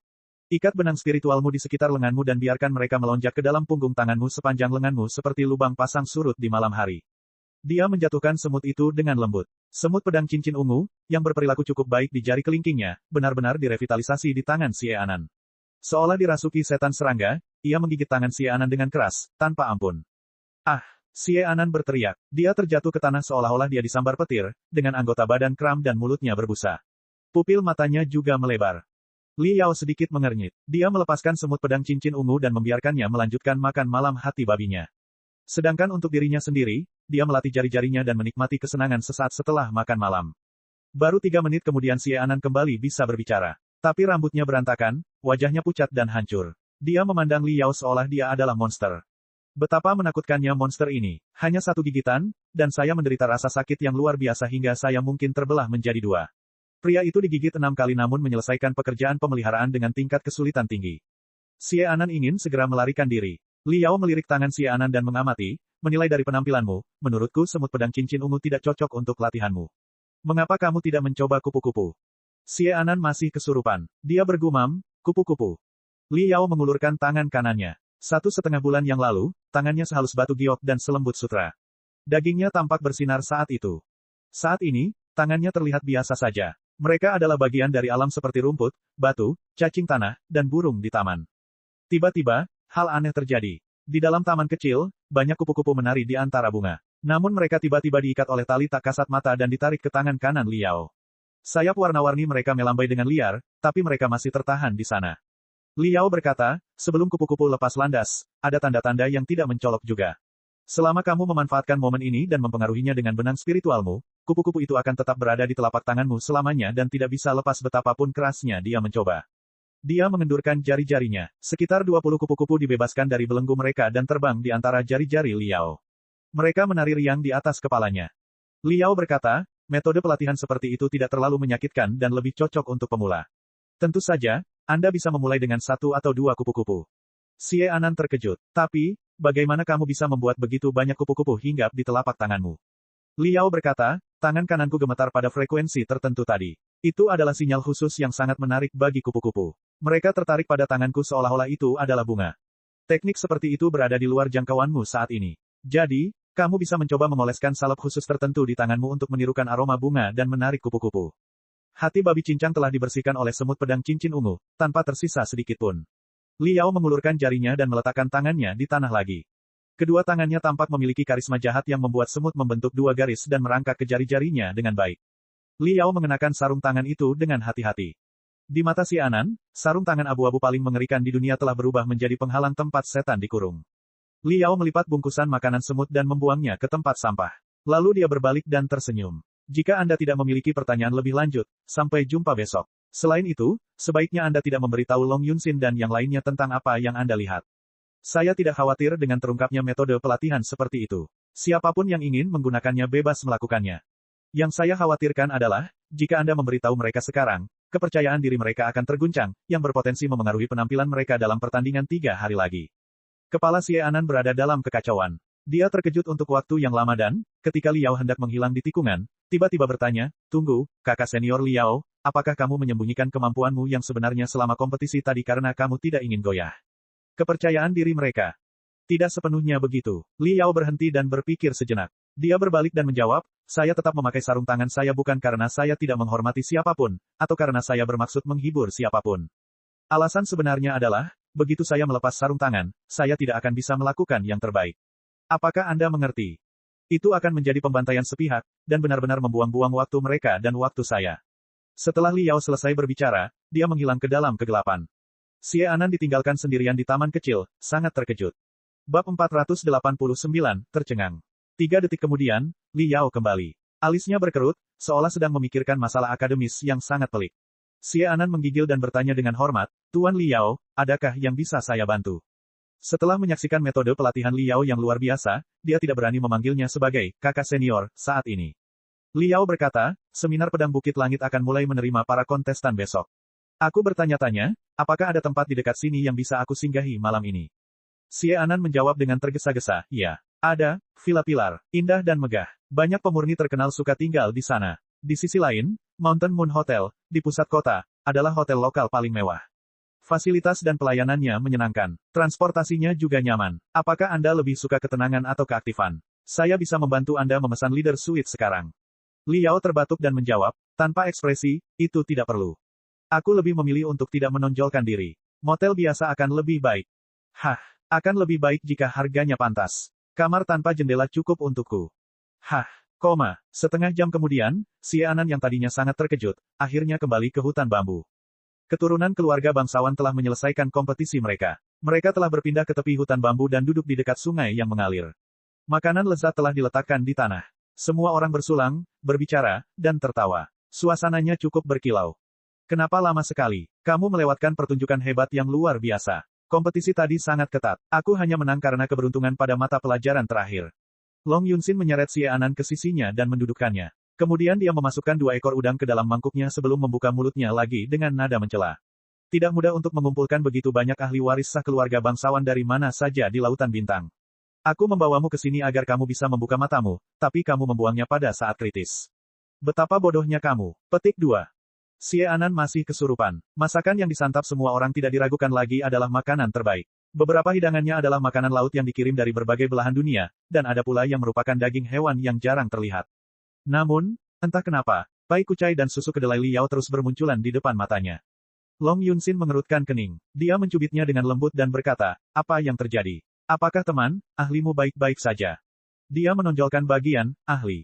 "Ya ya." Xie Anan kembali pada dirinya sendiri. Dia menenangkan dirinya dan bertanya dengan rasa ingin tahu, "Sister Long, bagaimana pemurni terbaik seperti Anda melatih kepekaan tangan Anda? Kenapa kamu tiba-tiba tertarik dengan hal itu? Keluarga panjang tidak memiliki metode khusus untuk melatih kepekaan tangan kita. Namun..." Long Yunxin tersenyum. "Saudara Long dari keluarga Luo di kecerahan timur dan tuan rumah kami, saudara Tu di sini, keduanya mewarisi metode pelatihan keluarga mereka yang sangat mementingkan kepekaan tangan. Mengapa Anda tidak meminta mereka untuk memperkenalkan Anda?" Petik 2. Luo Dong tertawa. Tidak menyimpan apapun untuk dirinya sendiri, dia meletakkan sumpitnya dan menunjukkan kepada semua orang tangannya yang tampak seperti 2 batu giok putih raksasa. Dia menjelaskan dengan bangga, gaya pemurnian keluarga Luo terkenal karena tangan yang cepat dan kepekaan yang tajam. Metode pelatihan kami bukanlah sebuah rahasia. Ini dikenal sebagai tangan giok hijau. Ini adalah seni budidaya yang harus dipelajari sejak usia dini. Sejak seorang anak di keluarga saya lahir, kita harus menghancurkan batu giok terbaik menjadi bubuk dan memoleskan bubuk tersebut ke tangan anak tersebut sebelum mencuci dan merendamnya dalam pengobatan rahasia. Berhari-hari, bertahun-tahun, dan puluhan tahun. Tidak mungkin ada jeda. Ini adalah pekerjaan yang membosankan. Kita semua tahu bahwa batu giok terhubung dengan para dewa. Seni budidaya ini mentransfer esensi batu giok ke tangan seorang pemurni. Ketika dilakukan pada tingkat tertinggi, tangan juga menjadi terhubung dengan para dewa. Hahaha. Cara saya melatih tangan saya tidak ada yang menarik, kecuali sedikit uang dan tenaga. Metode pelatihan keluarga Tu benar-benar mengerikan. Saudara Tu, mengapa Anda tidak menjelaskannya kepada saudari Xie di sini? Tu Yongqing tersenyum dan mengulurkan tangannya juga. Di tangannya, ada miniatur lubang yang tak terhitung jumlahnya. Tu Yongqing berkata, metode pelatihan tangan keluarga Tu hampir tidak memerlukan biaya. Seperti yang diketahui semua orang, di alam ada buah eksentrik bernama Red Caltrop, yang memiliki duri beracun, dan jika durinya menyentuh kulit, rasanya cukup menyakitkan. Orang-orang dari keluarga Tu telah berlatih dengan Red Caltrop sejak mereka masih kecil. Kami diminta untuk mengepalkan 2 Red Caltrop di masing-masing tangan sepanjang waktu. Makan, berolahraga, tidur. Kami harus melakukan segalanya dengan mereka. Salah satunya adalah tertusuk jika seseorang ceroboh selama 1 detik. Rasa sakitnya bisa menyiksa, tapi kita tidak akan pernah bisa membiarkan Red Caltrop pergi. Seiring bertambahnya usia, jumlah Red Caltrop secara bertahap meningkat. Pada akhirnya, kami akan memegang hampir 10 Red Caltrop di tangan kami sambil melakukan semuanya dengan normal tanpa terpengaruh olehnya. Ini adalah garis awal bagi kami. Saat dia berbicara, Tu Yongqing melambaikan tangannya. Hampir 10 buah merah yang tampak seperti landak muncul di telapak tangannya, memancarkan kecerahan merah darah. Tidak ada yang tahu di mana dia menyembunyikan Red Caltrops. Seruan seru meledak. Mata Xie Anan tiba-tiba bersinar. Dia berseru, "Saudara Tu, metode latihanmu luar biasa. Tapi pernahkah kamu mendengar metode serupa yang mengandalkan semut pedang cincin ungu dan bukan Caltrop merah?" Tu Yongqing linglung sejenak. Sebelum dia bisa membuka mulutnya, Luo Dong sudah tertawa terbahak-bahak. Metode macam apa itu? Rasa sakit akibat gigitan semut pedang cincin ungu 10 kali lebih tajam dibandingkan dengan Caltrop merah. 1 gigitan sudah cukup untuk membuat seseorang pingsan dan kram. Bagaimana mereka akan melatih diri jika demikian? Selain itu, semut pedang cincin ungu adalah serangga yang agresif. Mereka tidak bisa diam di telapak tangan dan berperilaku baik seperti Caltrop merah. Terlebih lagi, semua penggarap memiliki kekuatan fisik yang luar biasa. Saat mereka digigit oleh semut pedang cincin ungu, mereka mungkin akan langsung meremukkan semut tersebut sampai mati. Berapa banyak semut pedang cincin ungu yang harus mereka tangkap setiap hari untuk latihan harian mereka? Tu Yongqing tersenyum dan menambahkan dengan elegan, "Saya pernah mendengar 1 atau 2 hal tentang metode pelatihan berdasarkan serangga eksentrik yang baru saja disebutkan oleh Sister Xie. Banyak catatan dari para penggarap kuno yang mencatat metode pelatihan dengan serangga. Pelatihan dengan semut pedang cincin ungu adalah salah satu teknik yang paling canggih. Namun sebagian besar catatannya tidak terlalu detail. Umumnya berupa legenda atau dongeng urban. Menurutku, melatih kepekaan seseorang dengan semut pedang cincin ungu terlalu tidak masuk akal. Monster macam apa yang bisa menanggung penderitaan seperti itu? Ada banyak kisah luar biasa serupa dari para penggarap kuno. Bagaimanapun, mereka berasal dari zaman kuno. Meskipun mereka menciptakan peradaban yang cemerlang, pemahaman mereka tentang alam, alam semesta, dan segala sesuatu di antaranya cukup dangkal. Terkadang, untuk menarik lebih banyak pengikut dan para murid, mereka cenderung melebih-lebihkan dengan sengaja. Kata-kata mereka semakin disalahartikan selama sosialisasi. Para penggarap saat ini pasti harus belajar dari dunia budidaya kuno, namun kita tidak boleh begitu saja mengikuti apa yang dikatakan. Kita perlu menjaga esensi dan membuang sampah. Metode pelatihan dengan semut pedang cincin ungu seperti itu pasti merupakan gertakan dari orang-orang kuno, tidak diragukan lagi sampahlah yang sebaiknya dibuang. Saudari Xie, dengarkan kata-kataku. Tidak ada jalan pintas di jalan budidaya. Seseorang tidak bisa terbang ke langit hanya dengan 1 lompatan. Kamu tidak boleh tertipu oleh metode pelatihan aneh yang melibatkan serangga aneh. Jika Anda ingin melatih kepekaan tangan Anda, saya dapat menawarkan Anda beberapa Red Caltrop dan mengajari Anda beberapa keterampilan dasar. Anda dapat mencobanya terlebih dahulu. Tetapi saya perlu mengingatkan Anda terlebih dahulu, ditusuk oleh mereka bukanlah pengalaman yang paling menyenangkan. Tawa ramah meledak. Pipi Xie Anan memerah. Pikiran yang tak terhitung jumlahnya mengalir ke ujung lidahnya, tapi dia tidak tahu harus mulai dari mana. Dia tersesat sejenak dan akhirnya duduk kembali untuk memusatkan perhatiannya pada udang di mangkuknya. Karena topik yang dibahas adalah pelatihan, pesta kembali bersemangat. Semua orang mulai membicarakan betapa kerasnya latihan mereka, penderitaan apa yang mereka alami, dan semacamnya. Xie Anan sangat kesal. Dia meninggalkan pesta dengan alasan dan mengoceh melalui hutan bambu. Tanpa dia sadari, dia sudah melangkah semakin jauh dan berakhir di kolam tempat diadakannya kompetisi beberapa saat yang lalu. Air di kolam itu jernih. Batuannya suram. Hampir 10 bilah berkarat yang ditinggalkan masih tertusuk ke tanah. Pedang rantai Liao yang dipoles dengan hati-hati juga berdiri di tengah-tengah bebatuan aneh dengan bangga. Pedang itu tidak bagus. Semua orang tahu bahwa itu jauh dari pedang bersinar cemerlang milik orang lain. Karena Liao pergi lebih awal, pedang itu tertinggal di tempat aslinya.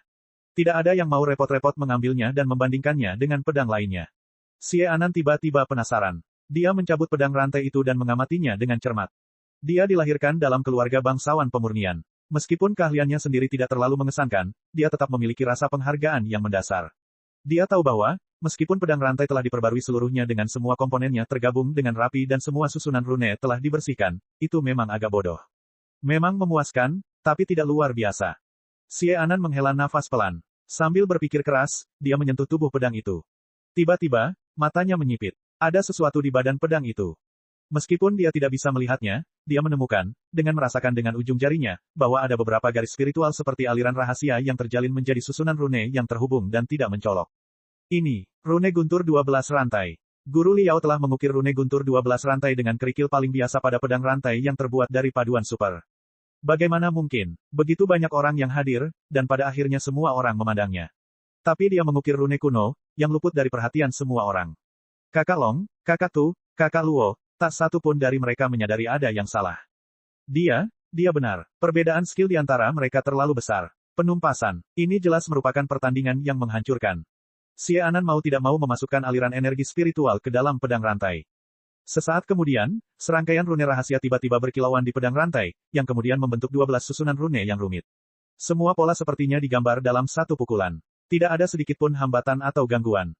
Ledakan, ledakan, guntur tumpul bergemuruh di dalam hutan bambu, seolah badai akan datang. Dengan rune guntur 12 rantai, kekuatan pedang rantai setidaknya menjadi 2 kali lipat. Meskipun rune terlalu dangkal untuk digunakan berulang kali, tetap saja menakutkan. Xie Anan kaget, dia tiba-tiba memikirkan hal lain. Pada putaran pertama acara mencicipi pedang, salah satu penyuling mengajukan keberatan terhadap teori Vien Star dengan 12 Chain Thunder Runes sebagai argumennya. Saya percaya bahwa rune guntur 12 rantai hanya cocok untuk pedang kuno yang strukturnya lebih sederhana. Untuk pedang dan pedang modern yang selalu terbuat dari ratusan komponen, menambahkan rune kuno seperti itu secara sembarangan hanya akan menyebabkan konflik di antara rune sebelumnya. Hasil yang lebih menguntungkan adalah energi spiritual macet dan susunan rune tidak berfungsi. Tapi jika keadaan menjadi lebih buruk, energi spiritual mungkin cukup kacau untuk menghancurkan peralatan sihir. Oleh karena itu, teori Vien Star terdengar sempurna, tetapi itu hanyalah hipotesis dalam skenario yang sempurna. Tidak mungkin mempraktikkannya dalam kenyataan. Hal di atas persis seperti yang dikatakan oleh pihak penyulingan. Xie Anan menggigil. Mungkinkah Guru Liao tidak terbiasa dengan teori, tetapi dia lebih suka menghancurkan perlawanan Vien Star dengan tindakan daripada kata-kata karena dia benar-benar sangat percaya pada Vien Star. Hahaha. Di ujung lain hutan bambu, terdengar tawa riuh. Tidak ada yang tahu poin luar biasa apa yang baru saja dikemukakan oleh orang-orang muda dari keluarga bangsawan. Xie Anan menyentuh rune guntur 12 rantai, tercengang. Bab 490, Kelaparan. 3 hari kemudian, di pagi hari.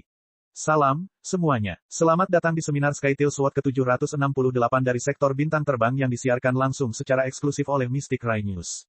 Seminar Skytail SWOT ini hanya disponsori oleh Unifit Heaven SWOT Sec. Unifit Heaven Straight SWOT, kelas petir terlaris pedang terbang dari sektor bintang terbang, kini telah ditingkatkan sepenuhnya dengan sarung emas yang mewah. Silakan melakukan pemesanan melalui situs resmi. Setiap orang yang membeli selama seminar pedang Skytail tidak akan dikenakan biaya pengiriman dan akan menerima gratis sebuah pedang independen yang terbuat dari bunga benang emas. Baiklah, kita sekarang telah tiba di Gunung Seribu Tepi, gunung terapung terbesar di domain Skytail. Sebagai medan utama untuk seminar pedang Skytail ini, tempat ini memiliki bengkel pemurnian tipe sarang lebah terbesar di sektor bintang terbang dan dapat menampung ribuan penyuling pada saat yang bersamaan. Sungguh indah dan megah. Meski baru pukul 7.30 pagi, Gunung Seribu Tepi sudah dipenuhi orang. Sudah diketahui umum bahwa seminar pedang Bukit Langit bukan sekadar pertandingan, tapi juga pesta tahunan di mana semua penyuling berkumpul dan berkomunikasi. Keluarga bangsawan dari pemurnian dan sekte budidaya sering mengambil kesempatan untuk merilis produk baru mereka atau mengadakan pameran dagang. Banyak penggemar peralatan magis juga datang dari berbagai zona luar angkasa yang jaraknya cukup jauh. Persaingan seminar pedang Skytail sangat sengit. Kedua komentator yang kami undang ke sini adalah selebriti terkenal. Pertama-tama, saya ingin memperkenalkan kepada Anda Master Dasles dari Flying Star University. Master Dasles adalah pakar berpengalaman dalam penyempurnaan pedang dan pedang, serta anggota dewan dari Asosiasi Penempa Pedang Sektor Bintang Terbang. Senang bertemu dengan Anda, Tuan Tanpa Debu. Senang bertemu denganmu, dan semua penonton juga. Anda pasti sangat familiar dengan tamu kedua kami. Ini Bill Walling dari Red Wind Pavilion. Mesby memenangkan tempat ketiga di seminar pedang Bukit Langit tahun lalu. Dia sudah menjadi bintang baru di sekolah Jalur Merah. Dikatakan bahwa sistem senjata model terbaru sekolah Garis Merah sebagian telah dikembangkan oleh Bubi. Salam, Bubi. Senang bertemu denganmu, Dapeng. Halo semuanya. Baiklah, mari kita mulai topik kita hari ini. Jika saya boleh bertanya, mengapa semua orang mengatakan bahwa seminar pedang Bukit Langit tahun ini akan lebih luar biasa dari biasanya? Sorotan seperti apa yang Anda bayangkan saat ini? Nona B, bisakah Anda membantu menjelaskan kedua pertanyaan tersebut kepada audiens kami? Baiklah, sudah diketahui secara umum bahwa ada dua keluarga bangsawan penghilangan, yaitu keluarga Mo dan keluarga Huangpu, di kalangan penyuling sektor bintang terbang yang sejarah panjangnya telah diakui dengan baik. Mereka membanggakan ribuan budidaya teknik dan pengetahuan mendalam tentang pemurnian. Kemampuan mereka benar-benar mengalahkan keluarga atau sekte lain manapun. Selama 30 tahun terakhir, dua keajaiban luar biasa secara bertahap membedakan diri mereka dalam dua keluarga, Mo Tiansui dan Huangpu Xiaoya. Meskipun mereka berdua tidak pernah ambil bagian dalam pertandingan publik apapun, mereka telah membuktikan diri mereka jauh lebih kuat daripada saudara laki-laki, saudara perempuan, dan sepupu mereka dalam kompetisi dalam keluarga mereka. Bahkan para ahli dari generasi yang lebih tua harus sangat berhati-hati saat mereka melakukannya, dihadapkan pada mereka. Mereka benar-benar jenius tingkat monster yang hanya muncul setiap 500 tahun. Sorotan terbesar dari seminar pedang Bukit Langit ini, tentu saja, adalah konfrontasi puncak antara dua monster pemurnian. Izinkan saya untuk menambahkan sesuatu yang lain. Selain Mo Tiansui dan Huangpu Xiaoya, 14 pemain unggulan lainnya semuanya memiliki potensi yang luar biasa. Zhou Xiaoyu dari Desa Pedang Bersalju dan Long Yunxin dari keluarga panjang aliran spiritual keduanya berada di peringkat 32 besar terakhir tahun. Susunan pemainnya sangat menarik sehingga saya hampir tidak sabar untuk menonton pertandingannya meskipun usia saya sudah tua. Di Gunung Seribu Tepi, di dalam area persiapan yang luas. Itu adalah titik pertemuan terakhir sebelum kompetisi. Setiap pemain memiliki ruang independen. Mereka juga bisa mengonsumsi makanan sederhana untuk menyegarkan jiwa dan raga di tempat umum. Long Yunxin sedang menonton siaran langsung melalui prosesor kristal mininya. Mendengar profesor tua Universitas Flying Star menyebut namanya, dia sangat senang hingga pipinya memerah. Xie Anan berdiri di belakangnya dengan seragam staf. Dia jauh lebih cemas dan melihat ke arah gerbang dengan penuh semangat. Apakah kamu sedang menunggu seseorang? Long Yunxin mengerutkan kening. Tidak. Xie Anan rupanya tidak fokus. Tiba-tiba, matanya bersinar, dan dia berseru. Long Yunxin melihat kemana dia melihat dan juga terpesona. Tekanan yang luar biasa. Tidak ada yang tahu apakah ini kebetulan atau tidak, tapi Mo Tiansui dan Huangpu Xiaoya, dua pusat perhatian seminar pedang Bukit Langit tahun ini, telah masuk ke dalam gerbang secara bersamaan. Mo Tiansui mengenakan sepasang sepatu linen dan ranting berduri yang mengikat rambutnya. Dia seperti pedang kuno yang baru saja digali, dengan debu tebal menghalangi garis spiritual di atasnya. Matanya panjang, sipit, dan tenang, yang melaluinya seseorang seolah bisa melihat dunia lain, dunia pedang dan pedang yang luar biasa. Huangpu Xiaoya seperti seikat petir. Dia bukanlah gadis cantik, tapi pastinya meninggalkan kesan mendalam pada siapapun yang melihatnya. Seseorang pasti akan merasakan bahwa busur listrik yang akan meledak kapan saja dibatasi dan dipadatkan menjadi bentuk manusia.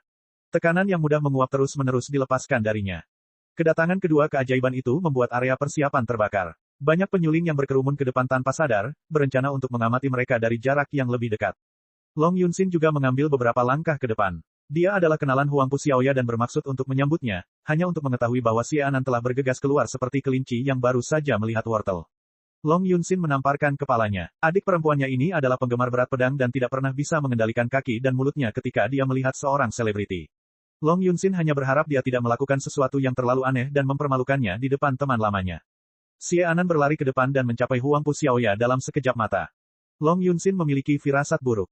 Namun, Xie Anan mengabaikannya dan melewati Huangpu Xiaoya seolah dia tidak ada. Dia bergerak lebih jauh dan berhenti di depan seorang pria muda berambut acak-acakan dan mengantuk. Jika dia punya ekor, dia pasti akan bergoyang-goyang dengan keras saat ini. Tuan Liao, Anda di sini. Apakah Anda tidur nyenyak tadi malam? Nomor kamar pribadi Anda adalah 2588. Saya akan menunjukkan kepada Anda di sana untuk persiapan di menit-menit terakhir sebentar lagi. Tetapi apakah Anda ingin sarapan terlebih dahulu? Bubur pagi ini cukup menyegarkan, juga telah ditambahkan 16 bahan surgawi dan harta karun duniawi yang memiliki efek menenangkan jiwa. Ini akan sangat membantu kinerja Anda sebentar lagi. Bolehkah saya menawarkan semangkuknya dengan benar sekarang? Long Yunxin bingung. Apa yang sedang terjadi di sini? Huangpu Xiaoya juga agak terkejut. Sebagai jenius paling unggul di generasi baru keluarga Huangpu, dia sudah terbiasa dengan bujukan orang lain. Ketika dia melihat gadis muda itu berlari mendekat, dia mengira gadis itu datang untuk melayaninya. Dia tidak menyangka gadis itu akan melewatinya begitu saja. Dia berbalik dan melihat. Pemuda di belakang tampak agak asing. Dia tampaknya bukan seorang selebriti dalam bidang perdagangan. Huangpu Xiaoya sedikit mengernyit. Dia bergerak maju tanpa ekspresi tanpa melihat ke belakang lagi. Long Yunxin tidak tahu harus berkata atau melakukan apa. Melihat Xie Anan dan Liao berjalan dan tertawa ke kamarnya, dia segera mengikuti dan berhenti tepat di depan Liao. Liao menyeringai dan menyapa dengan riang, senang bertemu denganmu, rekan kultivator Long. Kamu juga, rekan penggarap Li, jawab Long Yunxin datar. Dia melirik Liao dengan curiga dan kemudian ke Xie Anan, sama sekali tidak tahu mantra apa yang dilemparkan pria itu pada Xie Anan yang telah mengubahnya menjadi seekor anjing pesek. Liao menguap lagi dan melepas sarung tangannya perlahan. Xie Anan tiba-tiba menangis, membuat Long Yunxin gemetar lagi. Tapi tidak ada apapun di dalam sarung tangan itu. Liao meniup telapak tangannya dan menghangatkan jari-jarinya. Lalu dia mengeluarkan botol hijau terang dari sakunya. Dia mengambil salep putih dari botol dan mengoleskannya ke tangannya dengan hati-hati. Keterampilan seorang penyuling bergantung pada tangan mereka. Perlindungan tangan sangat dihargai. Budidaya pemurni dapat disimpulkan dari salep yang mereka gunakan untuk melindungi tangan mereka. Keluarga panjang aliran spiritual adalah yang terbaik dalam memurnikan obat-obatan. Long Yunxin telah mengenal hampir 1000 salep yang dapat digunakan untuk menyehatkan tangan. Untuk salep yang telah dicampur dengan lusinan bahan surgawi dan harta karun duniawi, dia dapat dengan mudah membuat daftar semuanya setelah mencium salep itu dengan santai. Namun, dia tidak bisa membedakan bahan surgawi dan harta duniawi macam apa yang digunakan dalam salep Liao.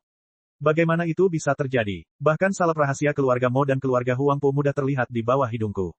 Apakah orang ini membuat salep pamungkas rahasianya sendiri yang telah menyerap unsur-unsur berguna dari semua materi surgawi dan harta karun duniawi tanpa meninggalkan residu sekecil apapun?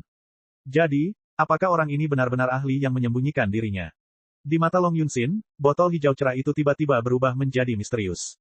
Dia bermaksud bertanya tetapi terlalu malu untuk membuka mulut. Tapi Xie Anan tidak merasa khawatir. Dia bertanya dengan kagum dan hormat, bau yang aneh.